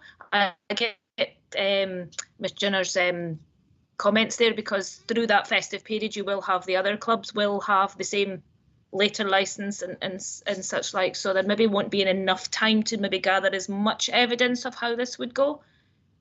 Is that a possibility? I'm just trying to remember. I think Councillor Campbell said the second board in 23. Now I'm going quarterly. Is it March and June then? So it would be a longer period. Caroline, if you could clarify. Yeah, Convener, so we don't have the dates set for 2023. Usually, you're correct in what you're saying, usually it's March and June. So one would expect the second board hearing to be around the June period, but again, that's not set in stone. And in relation to Councillor Little's query about that longer window, yes, of course it is within your discretion if you wish to give a trial period for a longer period of time, given what Ms Tuner has said about the operation of the extra hours that are granted to premises on sales throughout the festive period. I suppose we could look at it again next year. That might be another option. I'll just throw that in there, and we still have the option of, if there are significant issues caused by this extra hour, we can bring it back for review. Councillor Campbell. Thanks, Convener. Yeah, it's just a point. I see that the inspector wishes to come in. Now, we've always been said that if we invite the other party to come back in while we're in session, we should give the equal opportunity to the police. I don't know if Caroline wants to comment on that. Yes, absolutely, Councillor. Equal opportunity to the police also. Inspector Boyd.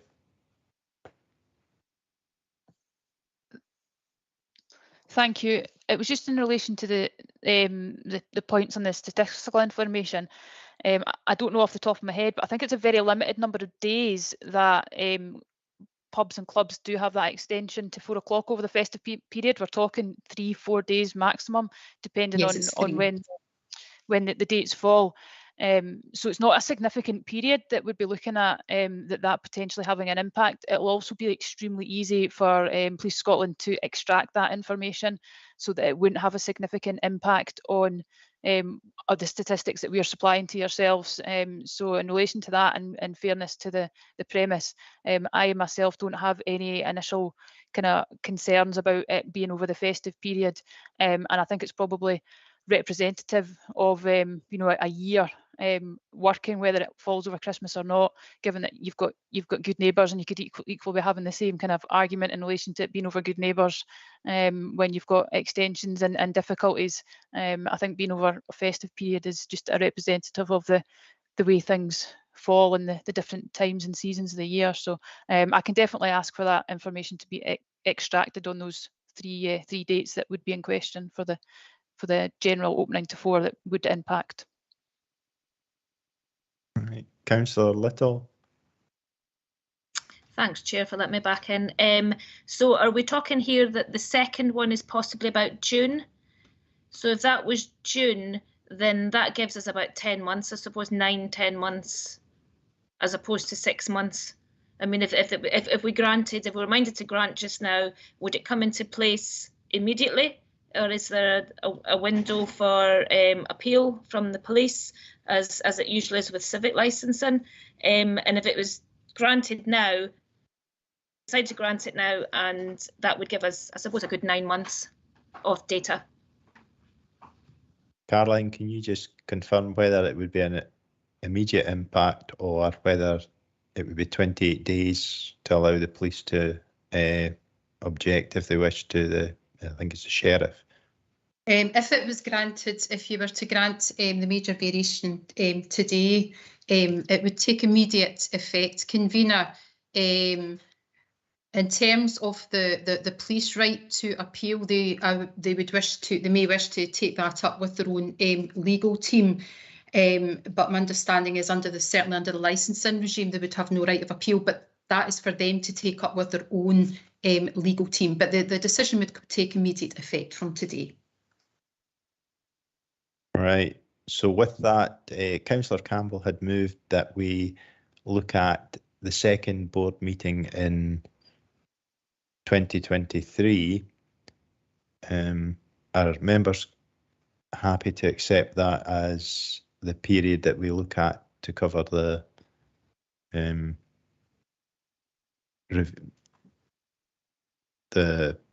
temporary agreement? Yeah, I'm agreed. Yeah. Don't see anyone saying otherwise. Yes, agreed. Right. So, Ms. Traynor. So I just noticed I wasn't on video there. So just for clarity then, so the application, the variation request 3 AM to 4 AM, 7 days per week, is granted for a trial period only until the second sitting of the board in 2023, and the rest of the variation is granted on a permanent basis. And you would request convening an updated report as in time for that second year in 2023 from both Police Scotland and LSO with regard to the operation of that extra hour, and also how that extra hour has impacted on the licensing objectives. And that's your decision today, before I just confirm that to Ms. Junior and her client. Yes, that's my understanding, and I think everyone else. Okay, thanks. Sorry, I've Don't got see a any legacy hand up there. I don't see any hands going up just now. Right, yeah. Okay, I'll just confirm that decision. Is that legacy hand from Inspector Boyd. I can see there's a hand up, convener. Yeah, I think it is. Oh, it's gone now. Okay. Okay, so Ms. Junior, you've just heard the board there, and the decision that's been made via the attachment of a condition is that the variation request for 3 AM to 4 AM 7 days per week is granted for a trial period only until the second sitting of the board in 2023, and the rest of the variation is granted on a permanent basis. You've just heard we don't yet have the dates for 2023 at the moment, but one would expect them to be on or around June. And the board will be requesting an updated report from Police Scotland and also the LSO as to the operation of that extra hour, and how it has or has not impacted on the licensing objectives, and those reports will be placed before the board in good time for that second hearing. And obviously, if there's any violation of the licensing objectives with regard to the grant of that extra hour, then we're all fully aware that there is a review mechanism in place where the board can bring that licence in, and you'll be notified of that decision in writing in early course. Thank you. Thank you very much, everyone, for your time this morning, and for your very understanding approach. We'll see you next year, hopefully with some positive statistics. And yeah, thank you again. Right.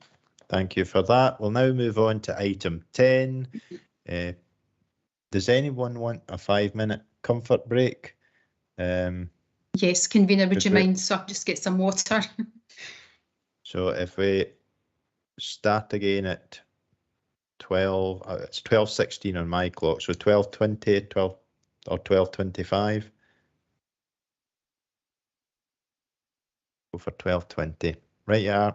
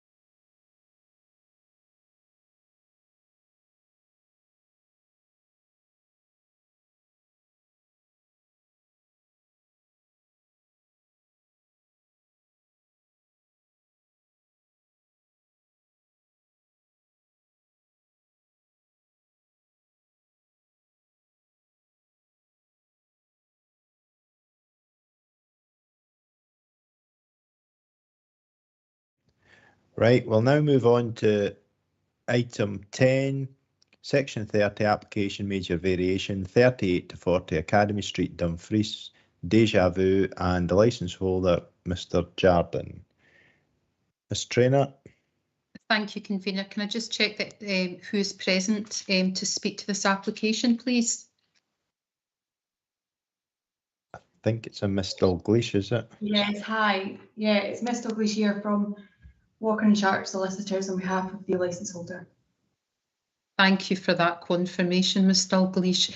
So you've also submitted written representations last night, members. Just want to check that they have been circulated to you and that you have them in front of you. I received mine this morning via email. This morning, it might have been this morning, beg your pardon, because they came in, I think, last night. Okay, so members, this is an application for major variation in respect of Deja Vu, Academy Street in Dumfries. The application, details of the application are found at Appendix 1. The application was received on the 6th of July 2022 and we went through the usual statutory consultation procedures. The site notice was displayed Monday the 11th of July to Tuesday the 2nd of August 2022 and a signed confirmation of site notice has been received. Last dates for objections representations was the 1st of August 2022 and no objections have been received. You will see that at Appendix 2 to the report there is the LSO report confirming no adverse comments, and at Appendix 3 there is Police Scotland who have submitted a representation. So in terms of procedure, convener, you may wish to allow the police to speak to the representation. Any questions from members? Just allow comment from the LSO with any questions, and then allow the applicant's agent to speak to their application, and then any questions from yourselves, and thereafter allow the police to sum up and then the applicant's agent to sum up. Thank you. Yeah, Inspector Boyd, would you like to address your representation? Thank you, convener. In relation to this variation request from Deja Vu in Dumfries, the variation request consists of changes to both the layout plan and the operating plan, Saturday on sales from 0900 to 0100 hours and Sunday on sales from 10 in the morning until 0100 hours. I make the following representation on behalf of Police Scotland. Within the Nithsdale Divisional Licensing Board statement of policy, the earliest opening hours for on-sales within Nithsdale area is 1100 hours. Police Scotland acknowledge the consideration can be given to an earlier hour on an individual application merit. This premise is within Dumfries Town Centre and concern is raised regarding the earlier time which they wish to begin providing alcohol and the potential for alcohol-related antisocial behaviour. As such, Police Scotland wish the board to be fully cited on the terms of the application and the degree with which it falls out with the standard licensing policy. Thank you. Is there any questions for Inspector Boyd?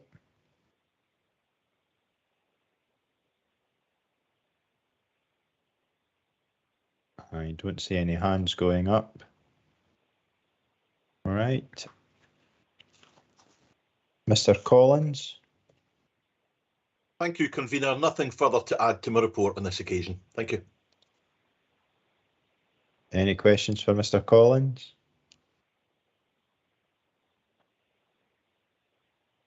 No hands going up. Last, Ms. Dalgleish, would you like to speak to your application? Yes, thank you, convener, and good afternoon, everybody. I did lodge written note of my position on behalf of Mr. Jardine, the owner and licence holder, yesterday, although I do appreciate that it was later on in the afternoon, and so I'm happy to just go over those just for the benefit of anyone that hasn't had much of an opportunity to review those. But this is obviously an application for a variation of the operating plan and the layout plan. Now, this application has been submitted following on from significant refurbishment and improvement works that have been carried out onto the current premises. And the basis for the application is that obviously there's a number of points that are included within the application, but the primary points that I wish to focus on is the fact that Mr. Jardine is seeking to add restaurant facilities, and that's to allow customers to enjoy a meal along with their drink. something that's not currently offered. There's also a request to add conferencing facilities, theatre, and also adult entertainment, although that would only be during core hours. Probably the most controversial change to this is the amendment to the core times. We're seeking an amendment from core hours from 11 AM on Saturdays and Sundays to the early time of 9 AM on Saturdays and 10 AM on Sundays. Now, a plan is also annexed with the application, which shows the expansion to the premises now consists of a lounge, bar, kitchen, beer garden and toilet facilities. The capacity of the venue has accordingly been expanded, and that's the reason that the capacity has increases sought in terms of the application.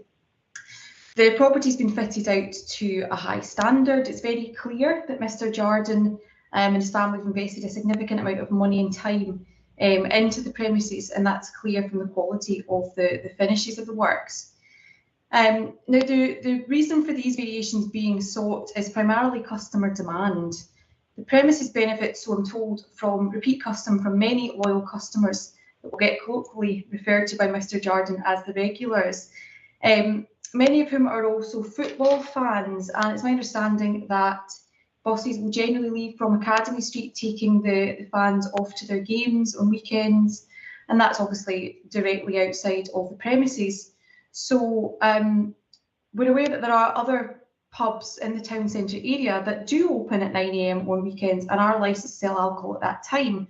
So what Mr. Jardine's experiencing is that people that may have ordinarily been going to Deja Vu and would be regulars of Deja Vu are then going elsewhere at those times because they just can't get that. Deja Vu is not able to serve alcohol at those earlier times before they get on the buses.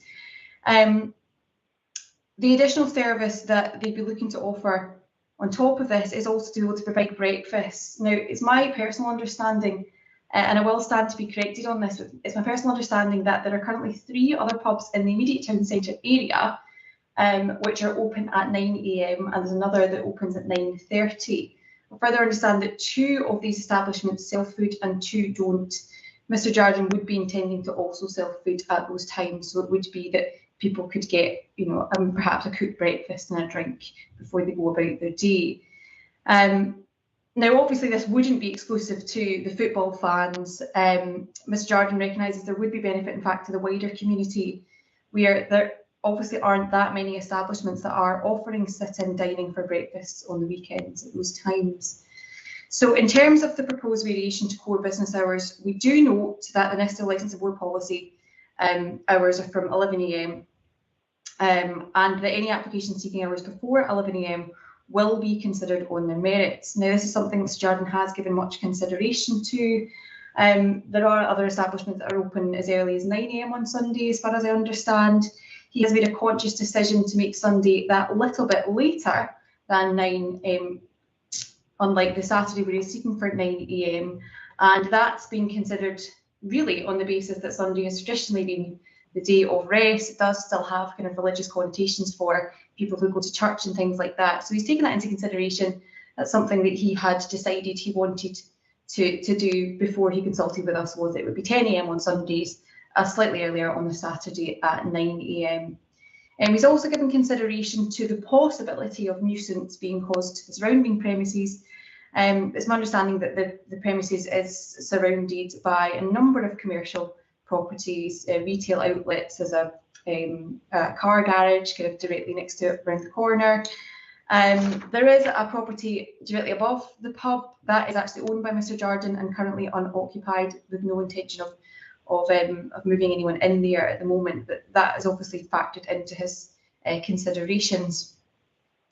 There is also the possibility, I suppose, there always is when we're talking about an extension to core opening hours, and that is the connotations of potentially an increase to antisocial behaviour, and I know that's something that the police will understandably be concerned about.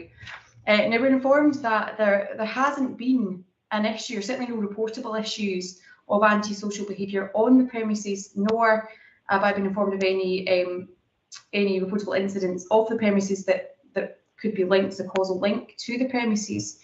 So that's obviously extremely positive. In any event, Mr. Jardine is very well aware of his requirements in relation to not serving people that have maybe had a bit too much to drink, etc., so on and so forth, and confirms there's a very strict no tolerance policy on any such behaviour, antisocial or otherwise. So that again has all been factored in, taken into consideration. So it's our submission that the benefit to the community, the satisfaction of customer demand, which outweigh the remote risk, and I think it is a remote risk of increased antisocial behaviour. I know it is something that the police have picked up on, but I've certainly not sight of any statistical evidence that would point to there being an increase, a likely increase that we could identify and link to that the increased opening hours being slightly earlier. And I think that's me covered really anything, but obviously I'm happy to take any additional questions. Just one sort of question with regard to the Sunday opening hour being that hour later. Now, the reason you've given is to allow football supporters the opportunity to get a breakfast. Now, most games that are on a Sunday are lunchtime games, so you would be left before 10 o'clock on the bus. So what's the reason for opening at 10 o'clock on a Sunday? Well, I'm not a football fan myself, so I couldn't comment on that, but I'll take your words for it. It's not an exclusive reason for this. I mean, it's customer demand on the whole. Not all of the clientele of Deja Vu are football fans. I think I can be quite confident in that. It was one of the factors that was taken into consideration in terms of these earlier opening hours, but also alongside that is the ability to be able to offer breakfast, which of course doesn't matter if you're a football fan or not.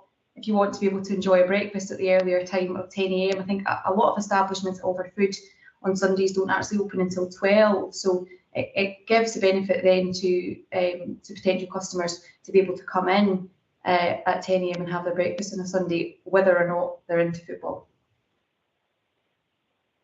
Is there any other members got any questions?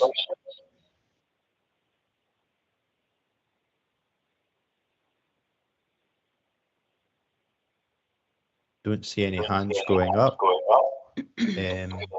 Oh, Councillor Campbell.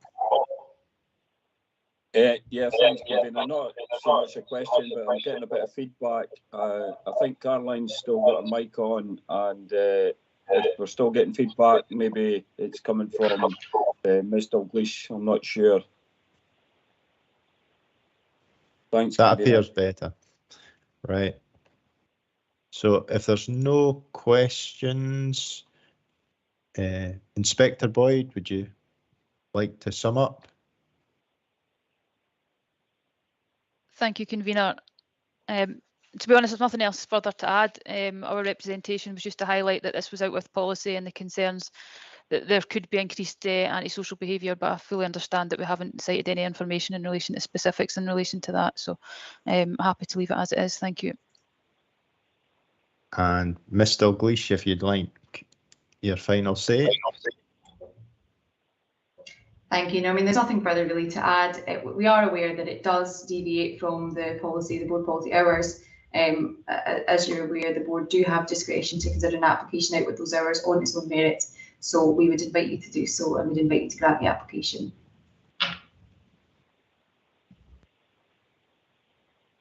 Right, over to members.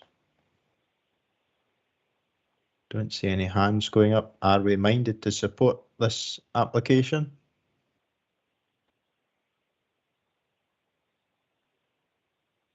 Councillor Campbell.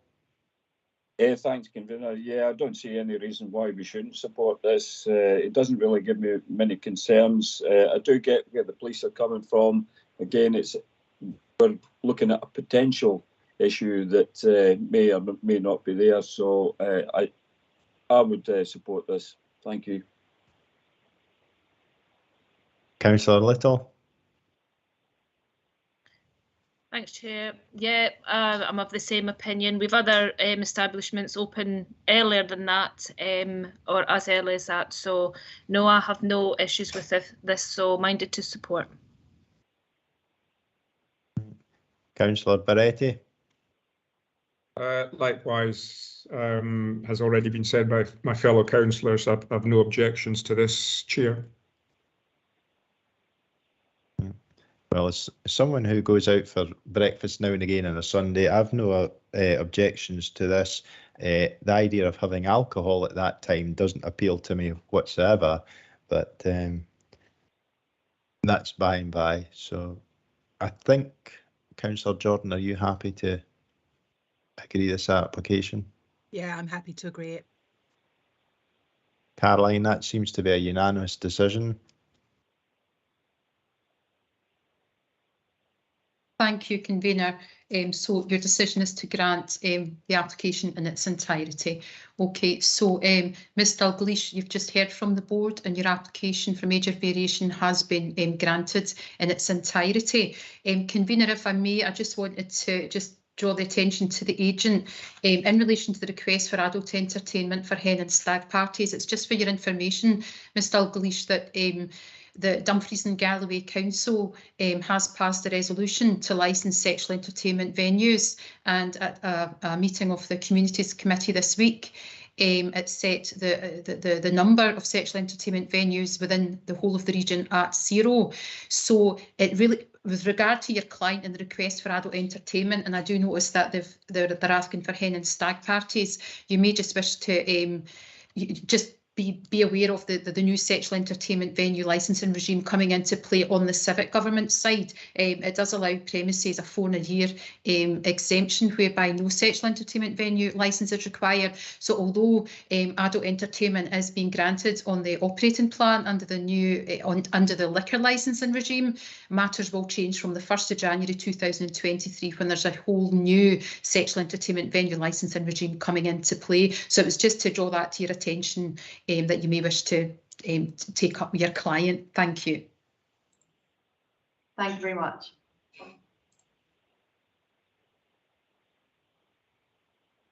With that, we'll now move on to item 11, Licence in Scotland Act Section 74, application for a personal licence, applicant Lucy Forteith. Ms Traynor. Thank you, convener. Just checking Ms Monteith is with us today and can hear us. I can, yes. Thank you.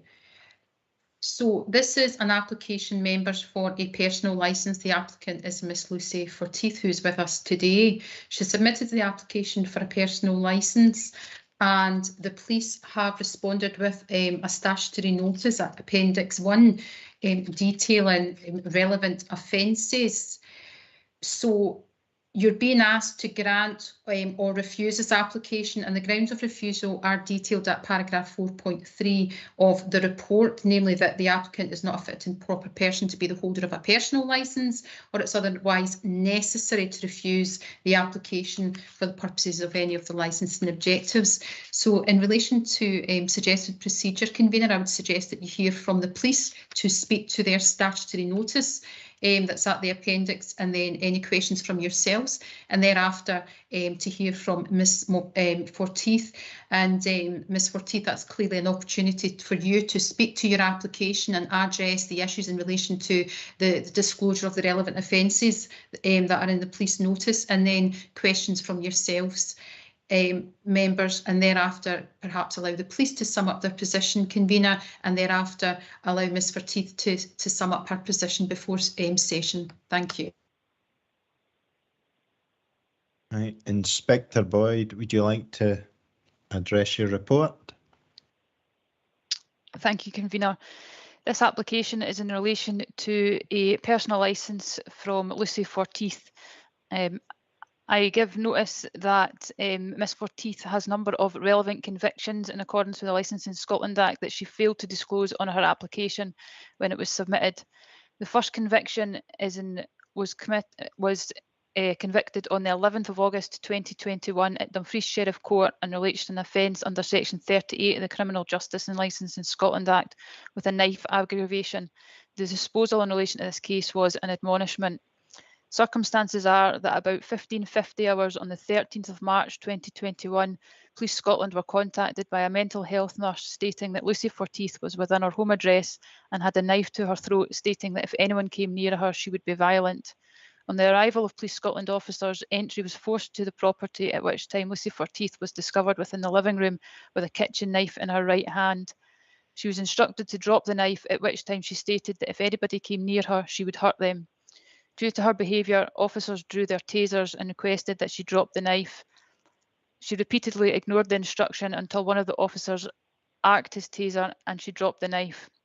Just to clarify in relation to tasers and arcing, for those that are unaware, that is a recognised technique within Police Scotland, and it's a demonstration of the device's capabilities to gain compliance with instruction through verbal and non-verbal communication.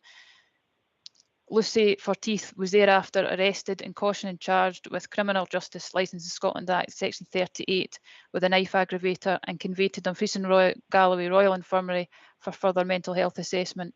Following this assessment, she was deemed fit to be released into police custody, and as such received a conviction at Dumfries Sheriff Court as detailed. Second relevant offence, the conviction date was the 26th of August 2020. It was at Dumfries Sheriff Court, and it was in relation to Section 49 of the Criminal Law Consolidation Scotland Act 1995. The disposal in relation to this offence was a community payback order of 12 months with 150 hours of unpaid work, and an order that Lucy Forteith must engage with mental health treatment as directed. The circumstances of this incident were about 17:30 hours on the 24th of August 2020, police officers received a call from staff at Mountain Hall Treatment Centre Community Mental Health Team stating they had received a phone call from Lucy Forteith, who had informed them that she was driving back from the Inverness area and was intending to attend at her parents' home address in Dumfries to kill her family, and that she was in the possession of a knife. Details of Lucy Forteith's vehicle were provided to Police Scotland along with her mobile phone number. At around 21:40 hours on the 24th of August 2020, police contacted Lucy Forteith, at which time she stated she was about 20 minutes from Dumfries and she was intending on killing her family on her return. About 22:14 hours, Lucy Forteith's motor vehicle was traced north of Dumfries and was stopped by police, at which time a kitchen knife was observed in the passenger seat. Lucy Forteith was arrested and cautioned and charged and remained with the offence and remained in police custody until appearing at court the next lawful day. This resulted in the aforementioned conviction at Dumfries Sheriff Court. The final conviction is from the 12th of March 2018, and again it was at Dumfries Sheriff Court. This is in relation to 5 relevant offences. The first one is an assault to injury. The second one is breach of the peace with an aggravation in relation to sexual orientation. And the third, fourth and fifth convictions all relate to Section 90 of the Police Fire Reform Scotland Act 2012. The disposal in relation to these offences was a community payback order, 24 months supervision and 300 hours unpaid work to be completed within 24 months. The circumstances of this case were that about 13:14 hours on the 10th of March 2018, Police Scotland received a report of a missing person from Dumfries and Galloway Royal Infirmary. As the call was dispatched to police officers, a further call was received from a male who was within the staff car park of Dumfries and Galloway Royal Infirmary. He intimated that he had been within his vehicle when he was approached by a female who told him there was something wrong with the rear of his car. On getting out of his vehicle to investigate, the female got into the driver's seat and attempted to drive off in his vehicle. The male managed to get to the driver's seat and take hold of the female, at which time she punched him to the left side of the face before running off. A short time later, reports were received by police of a female attempting to jump in front of cars on the A75 Gretna to Stranraer Road near to Dumfries and Galloway Royal Infirmary. Members of the public stopped and struggled to restrain the female until the arrival of police officers. On the arrival of police officers, the female was identified as Lucy Forteith, and she began shouting, swearing and making homophobic remarks towards officers. On taking hold of Lucy Forteith, she attempted to bite police officers, spat at them and continually lashed out with her feet and legs. She was brought under control, handcuffed, placed in leg restraints and a spit hood before being conveyed to Dumfries and Galloway Royal Infirmary as a place of safety in relation to obtaining a mental health assessment. During the short journey to the hospital, Lucy Forteith continued with her threats towards the officers and attempted to move the leg restraints and place them around her neck. Due to her violent behaviour, a decision was made for her to be examined by hospital staff within the rear of the police van. During this process, Lucy Forteith became increasingly aggressive towards medical staff to such a degree that they refused to allow her into the hospital to be further assessed. Lucy Forteith was thereafter arrested and conveyed to Lorburn Street Police Station. However, on arrival, it was deemed necessary for her to re-attend at Dumfries and Galloway Royal Infirmary for assessment. On her arrival at hospital, Lucy Forteith calmed down and following examination was released back into the care of police custody. On being informed she was returning to the police station, Lucy's demeanour changed, at which time she began to fight and struggle with police officers, injuring one officer's finger and forearm. She was thereafter returned to Lorburn Street Police Station and appeared at Dumfries Sheriff Court the following day and was thereafter convicted of the offences detailed. I am unable to confirm the existence of any foreign offences in respect of this applicant. In terms of the 2005 Licensing Scotland Act, the Chief Constable provides this information in relation to the application, which we feel is relevant to the board's consideration. Due to the behaviour displayed by Lucy Forteith and the relevant offences which she failed to disclose on her application, consideration should be given to the board to refuse her personal licence due to her not being a fit and proper person. In light of the above, the Chief Constable also considers that it's necessary for the purposes of preventing crime and disorder and public nuisance that the application be refused. Thank you. Are there any questions for Inspector Boyd? I don't see any hands going up. Oh, Councillor Campbell. Yeah, just a point of clarity, Convener. Thanks, Inspector, for your report. It's when you mentioned that you're unable to confirm the existence of any foreign offences, I take it that's like overseas offences, yeah. And is that a procedure that you follow up in all applicants? It would be, it's a very lengthy procedure, and there's a lot of restrictions in relation to us accessing them in terms of the law, and it's not something that we can turn around in the timescales that we have with the applications such as these. If we had any information or intelligence or information held that we suspected somebody had something significant abroad, then we would push for that. However, given the timescales and the kind of financial aspects of that, in this case, there's nothing to suggest that we need to access that information. Thanks, Convener. Thanks, Inspector. If there's no other hands up, we'll now give Ms. Forteith the opportunity to speak to her application. Ms. Forteith. Thank you. Yeah.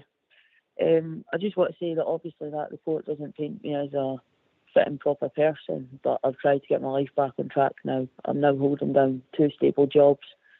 I've tried to get more responsibility within one of them, which would involve walking up and training of all our members of staff.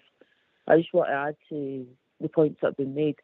This was during a very difficult time in life. I just came out of a very violent relationship, and my mental health, as you can see, wasn't at its greatest. Obviously made very poor life choices that wasn't necessarily my choice to make. Yeah, I don't know what else to say. I've heard that, and I'm disgusted when I hear it back myself, and it makes me actually wonder what was going on. But obviously, I know what was going on. I tried to access help during that time. Nobody would listen to me. So at that time, that was my only way of venting how I felt, in a sense. Now, my boss has said if I ever need time off, then just go to him straight away and I'd get the time off. Not that that would need to happen now, because I've got my life back on the straight and narrow, and I feel like having a personal licence would make me benefit more from the job that I'm in. If there's any questions put forward to me, I'd be willing to answer them. Councillor Little, you have a question? I do, thanks, Chair. And hello, Ms. Forteeth. I was just, this is obviously, reading the report and hearing the police's report has been a difficult time, and it, to me, it appears to be mental health issues as opposed to criminal malice. And I was just wondering how you are. Yeah, How you are now. Yeah, I'm good. Just carrying on the way I have been for the last year and a bit. Obviously, the charge came from previous, and I just don't want it to keep influencing my life. It's what it is at the moment. Because this charge from 2018 is putting spanners into the work for the rest of my life, to be quite honest, and I just want to move on from it. No, that's quite understandable. I was just concerned and hope that you're doing well now.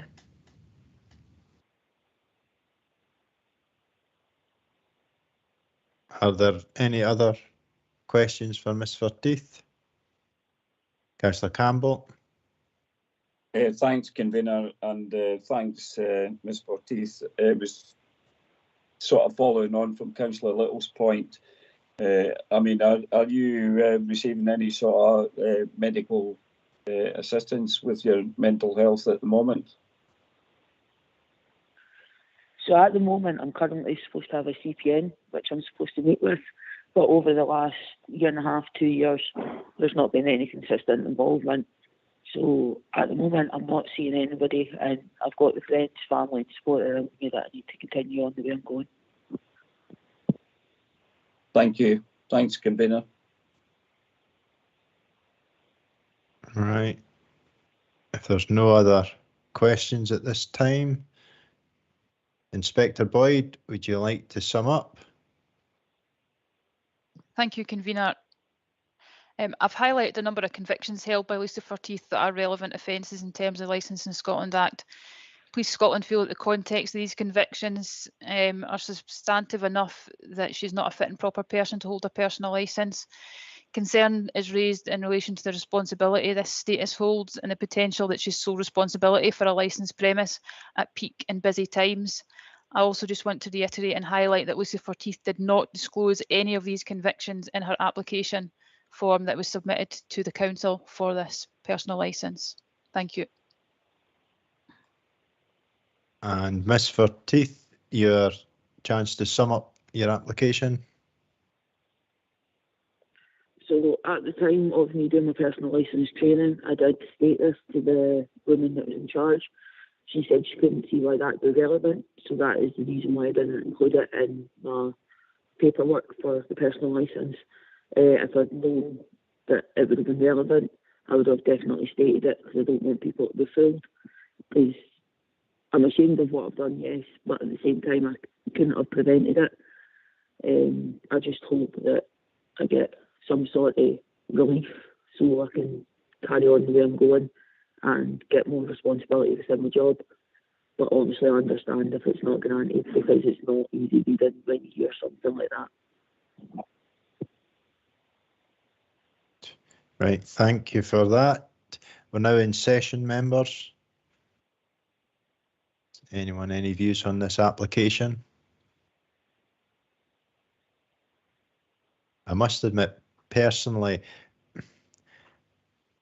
I have concerns both for granting the application and concerns if we did grant, could this put Ms. Forteeth into a situation where pressure, aggression from customers, etc., might impact on her negatively, and therefore,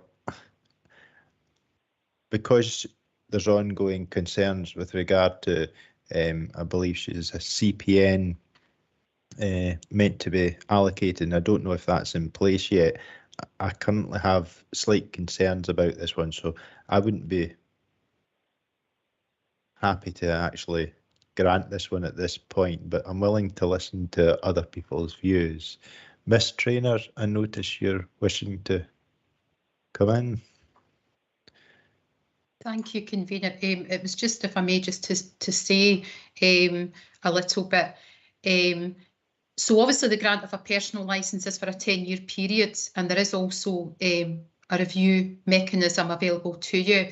if a licence holder was acting in a manner that was inconsistent with licence objectives, you can pull that person in for a review of that licence with, you know, ultimate sanctions such as revoking a licence, suspending it for 6 months, or endorsing it. So there is a review mechanism there. Obviously, your principal remit is, again, the sale of alcohol. Now, when we talk about relevant offences, the relevant offences, because the law is telling us that the relevant offences in relation to the relevant offences regulations. However, there is a wee bit of a tension, because on the one hand, your principal remit is concerned with the sale of alcohol, and then the relevant offences are saying these offences are relevant because the law is telling you, but a lot of the offences may not necessarily actually be linked to the sale of alcohol. So there is a wee bit tension there, and at the moment I'm not aware of any case law that's come out to assist us.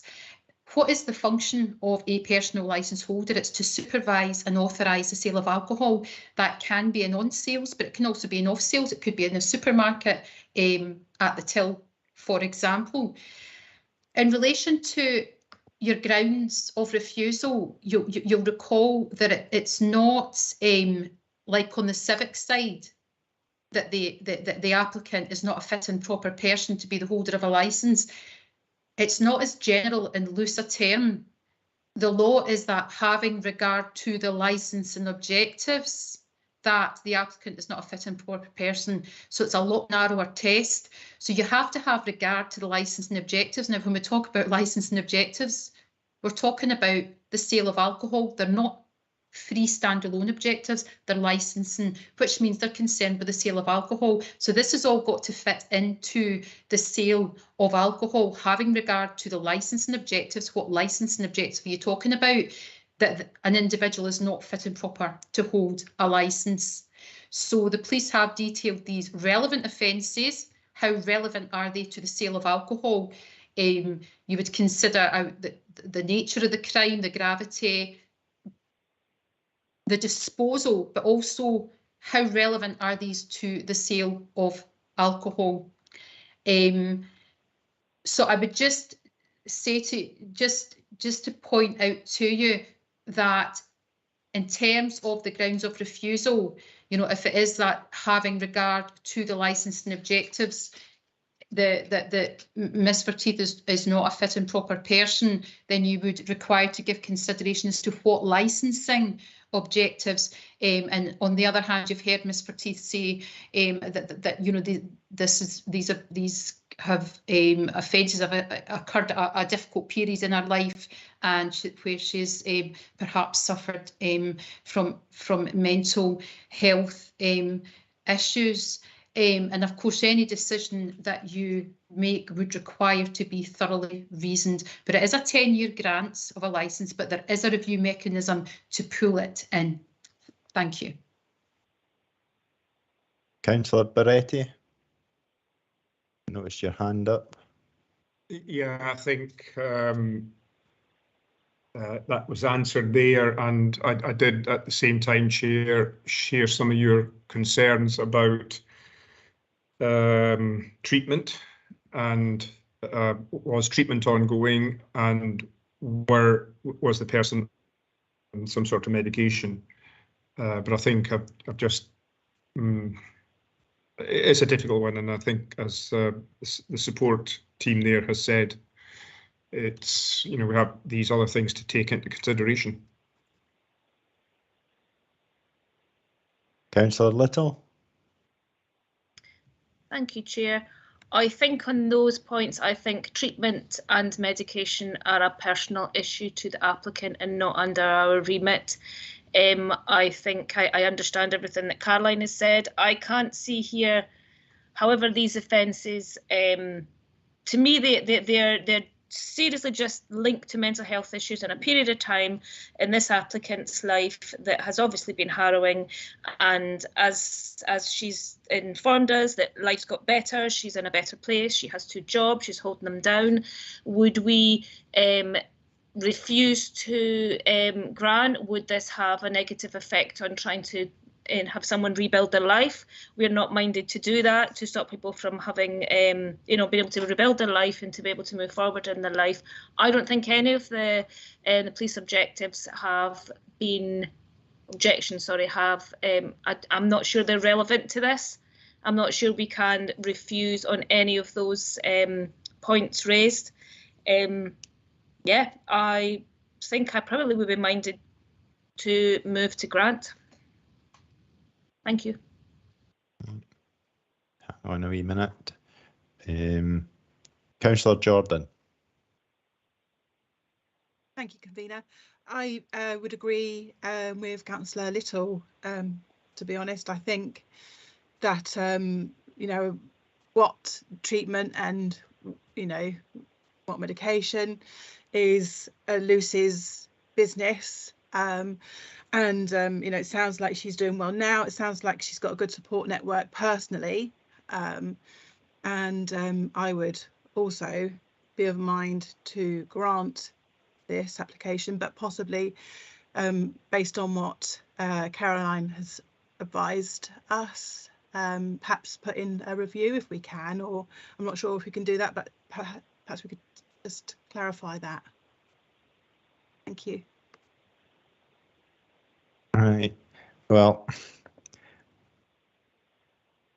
if it was guaranteed that Ms Forteith was going to be working in a possibly off-sales capacity, I wouldn't have an issue with this.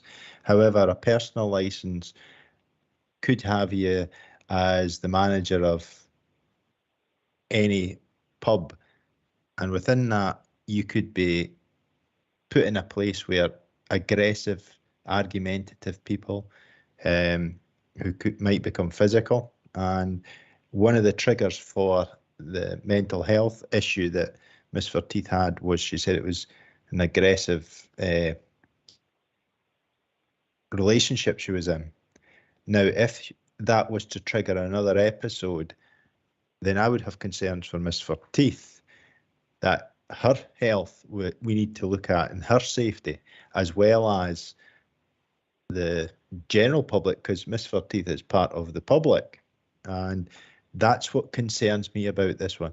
And I think I would rather see a longer period from the last episode to show that Ms Forteith had moved on in life. So I would be minded to refuse on the grounds of not a fit and proper person, and my reason would be securing public safety, and that includes Ms Forteith's safety, because if you're in a situation where you have a violent, aggressive person who's under the influence, it may trigger another episode, and that would cause me concern for Ms Forteith. So that's my personal view, and I would move that we refuse this licence on those grounds. Miss Trainer, I notice your hand up.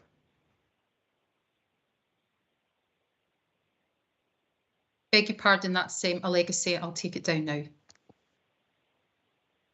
Councillor Campbell. Thanks, convener. Yeah, it was just on the point that Councillor Jordan was making.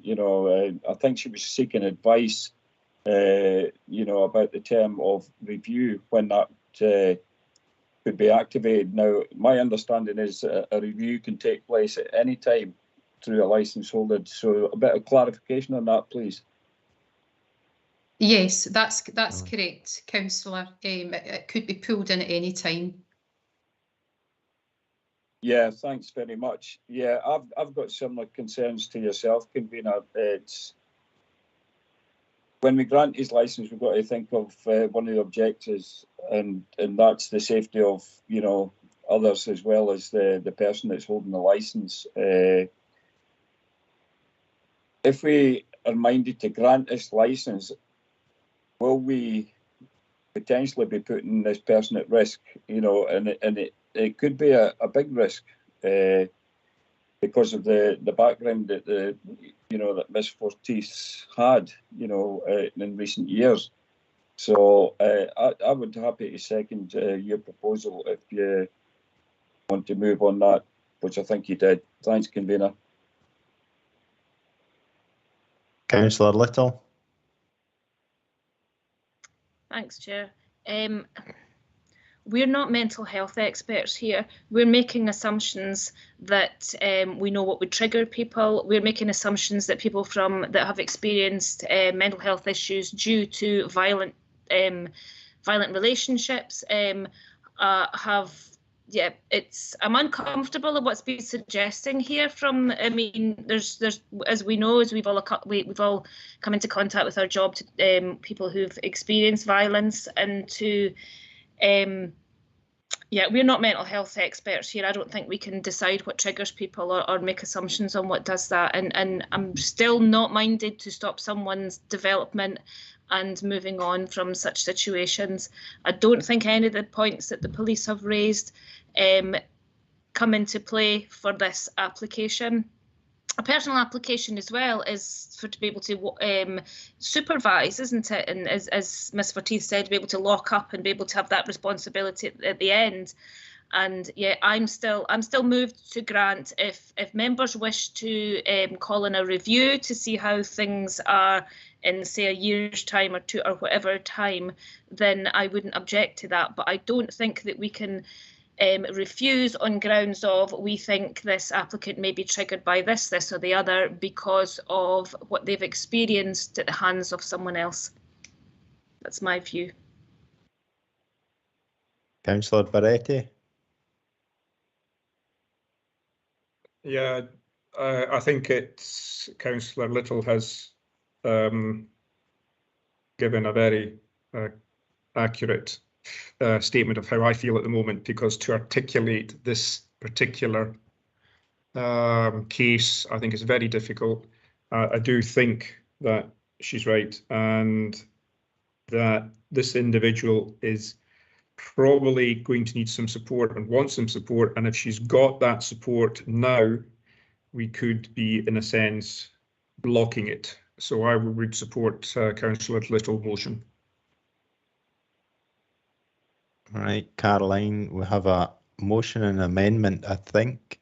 If you'd like to clarify, I think we're splitting this one, so we'll go to the vote.